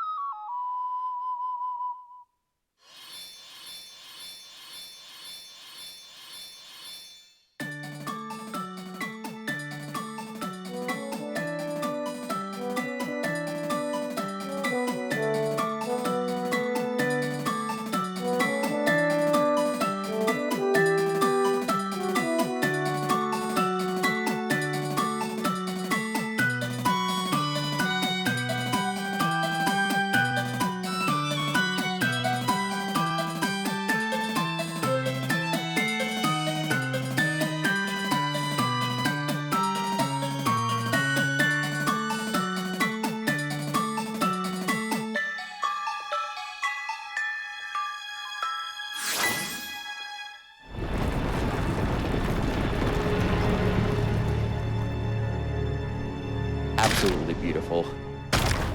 Wonderful cutscene. So there's so much to talk about in the closing moments. This race is going to come down to the final boss. There's Yeah. 3 key places that can happen. The first one will be Aghanim, which is a boss that might be familiar to you if you've played other Zelda games. And then it will come down to Death Eye. And I think we'll approach those as we get to them. This is maybe a good chance, Ice, to explain the egg pattern that you mentioned before. Like how we know to maneuver through this. So when this game first came out in 2019, we did a lot of research on manipulating, figuring out like the egg path and how the egg path is determined. And we ended up creating like this very large like spreadsheet of like different egg patterns. And we found out that, starting the switch and waiting 28 seconds and starting the game and then selecting your file determined your path through the egg and the D4 puzzle pattern. So both of our runners here have a preset seed that we made a save with that preset egg pattern and that preset D4 pattern. And we just use this file over and over and over because it has one of the fastest egg patterns, which is right, up, left, up, up, up, up, up. It's final boss time. Oh yeah, boss time. So this is Nightmare. Nightmare has, I believe, 5 forms? Yep, 5 distinct phases, and we're on Aghanim now. And Aghanim is going to be a big decision point for this run. So there is a 50-50 shot. So every first attack that Aghanim does. So the first attack will always be a red orb. And then the next 3 attacks, or the next attack has a 50-50 chance of being either a red orb or what we like to refer to them as a blue ball. Blue ball you cannot reflect back to Aghanim. You just have to jump over it and avoid it. And then if Aghanim gives you 3 of the same pattern, 3 of the same attacks in a row, so if Aghanim gives you 3 red orbs, and then the next... This is blowing my mind right now. I'm so sorry. Oh, yeah. They had exactly the same pattern. This doesn't happen. This does not happen. This could not... I did not expect that. This is incredible. This is so close. It's now going to come down to Death Eye. And there's 2 factors for Death Eye. Death Eye opens its eye at different speeds, slow, medium, fast. There's also a technique that we know as triples, where the player can skip a cycle. Normally 10 hours are required to kill Death Eye, 2 hours fired and 5 cycles. You can skip and get 4 if you hit Death Eye 3 times. That could make the difference.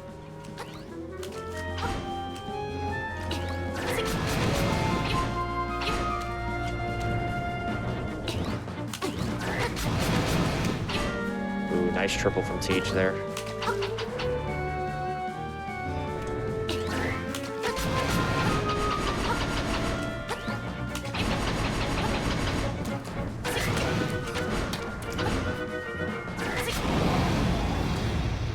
TGH delivering the final blow there.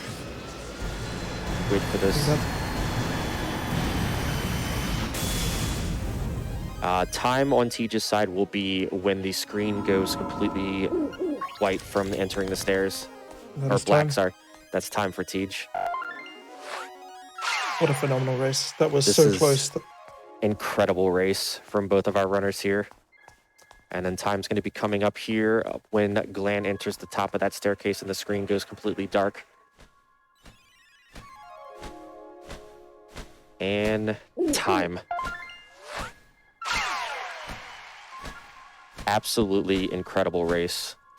Phenomenal. Right to the end, kind of beat by beat, second by second, runners just 1 second ahead of the other until the very end. That was a phenomenal effort by both runners. Truly incredible for this format. I just want to say, I had both of our streams up, like in Discord, and watching like Glan's gameplay. Oh my goodness, what a race! Yeah, that race was amazing. That was incredible. That was so tense. Really amazing. Glan, big GGs. Big GGs. Yeah. GGs to both of y'all. What an excellent I wasn't race. watching, but apparently we were tied after Aghanim. Yeah. Yeah. Yeah, like we beat Aghanim at exactly the same Moldborn. time. I saw what happened on Ganon. Yeah. Oh, it was Moldborn. Oh, Moldor. Okay. Yeah, I do a 2-art strat game, so I can do it. Are we gonna get our German exhibition? I mean, it wouldn't be an LAS run a GDQ without a couple of German book readings, would it? We also, I mean, we did hit a big milestone of 200K, so I think We did. We totally did. Yeah, let's do it. I'm gonna go ahead and just kind of start. We'll use this profile. Okay. So y'all get to choose which books we read. Are we just restarting now? Yeah. Yeah, I'm just like loading into a new file. Okay, One let, that's- let me show off the cutscene at least.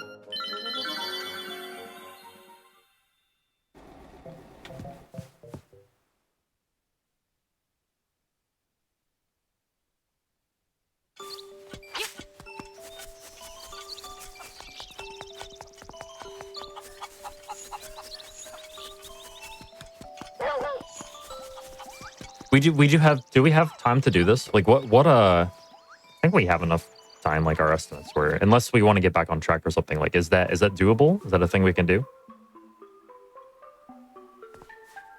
Okay, yeah, it won't take too long. Okay, pick a book for me to read, Ice or Birdman. Oh, do you want me to do it too? 3. Book 3. Yep. 3 sounds good. Yep. Okay, all right. Alright, let's do I don't speak German. it. Das Geheimnis der Verbalattack, das Buchlesson. Schon seit Generationen ist die Familie des Helden mit dieser Technik gut vertraut. Halt B gedruckt, bis das Schwert zu blinken beginnt. Lass den Knopf los, dann mit dem Schwert du verbellen. Thank you. Beautiful. Excellent. Excellent display. Perfect. Practically fluent. Do you have time for me to do it or no? Doesn't really matter. Oh, I don't know if you'll be able to do it with the ghost. I think so. Oh yeah. You No, can. Ghost is fine. Ghost is Okay. fine. Cool. Or which one?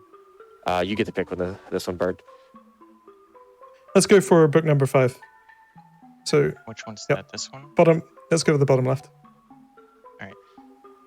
Bombenstimmung in jeder Lebenslage. Das Buch lesen. Nachdem du eine Bombe hingelegt hast, kannst du sie wieder aufheben, wenn du E erneut drückst. Um sie jetzt zu werfen, musst du ein weiteres Mal E drücken. Schon gewusst? Perfection. Hey. Excellent. A massive round of Nice. applause deserved for both.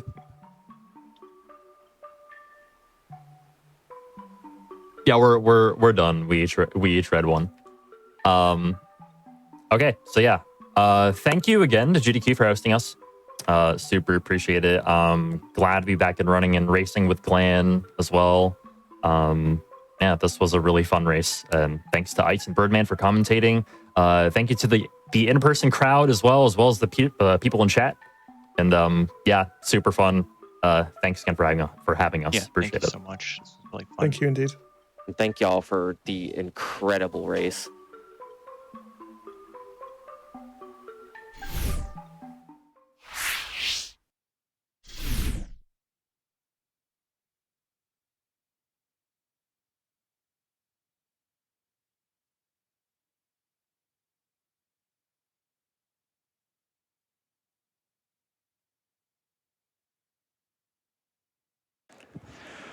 All right, folks.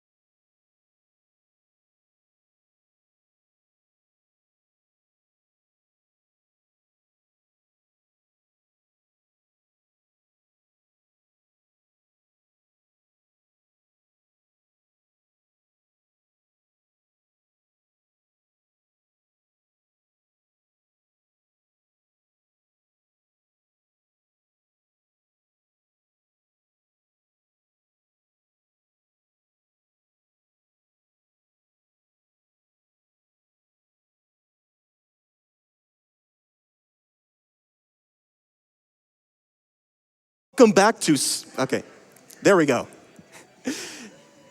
Hello again, everyone, and welcome back to Summer Games Done Quick 2022.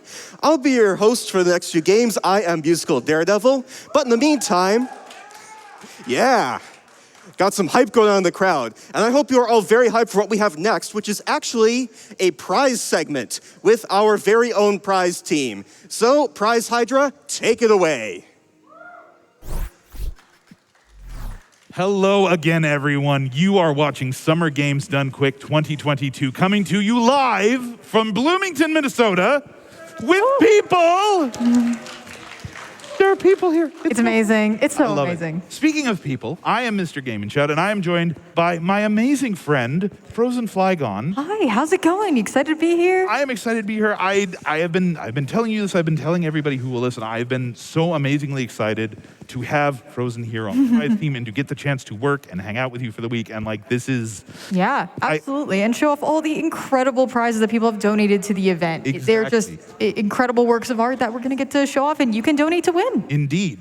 All of the prizes we're about to show you are available right now through the end of Grand Theft Auto Vice City. So, as I find the correct camera, go to the website, gamesdonequick.com. Get the thumbs up from the producer. It's going great. Gamesdonequick.com. Click on the donate link. You can find out information about all the prizes. You can send in your donation to help out MSF. And you can get entered to win some amazing things. Like, courtesy of Billy Phoenix, we have this Ty the Tasmanian Tiger HD remake for Nintendo Switch. There's a $5 minimum donation. Gets you entered to win. I'm keeping up with them now. They're trying to throw me off here. Thank you, Billy, so much for sending this in. Now, I believe you have played Ty. I have. I actually really like this game. Okay. It's kind of it's a niche one, but you're just throwing boomerangs at stuff, and you're just going around different terrain, and it's a ton of fun. And the HD remake looks awesome. Sounds perfect. Yeah. Love it. And additionally, from Iggy Zig, we have a Super Mario Green Pipe planter. Unfortunately, the piranha plant is not included in this one, but you can put whatever you want in it, and it separates out. I think it's super unique, super cute, and of course, an amazing Mario reference. So thank you so much to Iggy Zig for donating this prize, and it's a $10 minimum donation. Iggy is really good at finding those. Yeah. I don't know how Iggy does it. I will have to find out. We need to know the secrets, of course. A couple of things that we have available that we don't have here in the studio. From Vanny Lou, for a $15 minimum donation, you can get entered to win a Pocket Korok plush set. There are 6 of them. They are about 3 inches tall. They are, I don't think they're felted, but I know that they have, the faces are crocheted on. Hide them, have fun finding them. $15 minimum donation gets you in to win those. Thank you so much, Vanny Lou, for sending those our way. Yeah, absolutely. And while you're on the website checking out those prizes, you can see the picture of the Breath of the Wild Master Sword glowing screen print. And that was given to us by Sky Pirate Prints. Thank you so much for that. You can see the pictures of all the prizes we have available for this block and the remainder of the prize blocks on the website at GamesDoneQuick.com. Just click on the prize button, see all the amazing things that's been donated. There are a lot of great things coming up. There's a big Pokemon. We might have seen that one earlier. That's that true. was really cool too. K.O. Clara, for a $20 minimum donation, has sent in this Link's Awakening paper art. It's so cute, and we just saw that amazing run. We did. That race was amazing. That was down to the wire. So K.O. Clara I've seen a few of their works before. Absolutely brilliant stuff. Wonderful little shadow box effect. $20 minimum donation will get you in to win this one. Absolutely, and also for $20, you can enter to win this Lincoln Mar and Perler scenes. This is from the original Link's Awakening, and I just love that we get a lot of Perlers that have the characters, and not only do you have the characters, but you have this beautiful beach scene, and I think it's really beautiful that you could just hang it on the wall, and it's it's a beautiful piece of art in its own way with the Perlers, and I think it's really well done. Excellent. And then we have another piece of Zelda gear as well. Yes, we do. We have the Sheikah Eye cross stitch, and it comes with its own frame that matches the eye in the middle. Yeah. And I love looking at all these cross stitches because they're just, the detailing is absolutely fantastic. Such a unique way to make a prize, and it's just such a striking image from the Zelda series. So thank you so much, Aaron McLaughlin, for donating that prize to us. It's a $25 minimum donation. Indeed. And also, for that $25 minimum donation, you will be entered to win from Carolyn Design this Grand Theft Auto Vice City blacklight painting. Now, we've managed to find a blacklight flashlight, so I can actually kind of show you. I'm going to let the graphic make its way off the screen here. Some of the blacklight elements that are here in the painting. So the hotel lights up there. I didn't even notice the headlights on the car Oh my gosh, until now. yes. I'm doing this the wrong way, so let me see what I'm doing here. The biker has a headlight there. The sun lights up really amazingly well. It also gives shading to the palm trees when you put the black light on there. Oh, yeah. It's such a gorgeous setting. Then to have the additional black light effects is just absolutely amazing. Like Fantastic. little hidden prizes. Exactly. $25 minimum donation gets you in to win this. And when you send in that $25 donation, that will get you 1/8 of the way towards winning our grand prize package. Heroic Replicas has set us up once again. We have a Heroic Replicas grand prize pack, $200 cumulative donation. You will win a falchion from Fire Emblem, the cane from Sly Cooper. We just saw that game here a couple of runs ago. There is a Celeste vinyl sticker. There is a Super Mario World orb. There is the Kinstone from Minish Cap. And there is... The mermaid pendant as well. The mermaid pendant, thank you. Oh, it fell out of my head. I had it all there and then it fell out.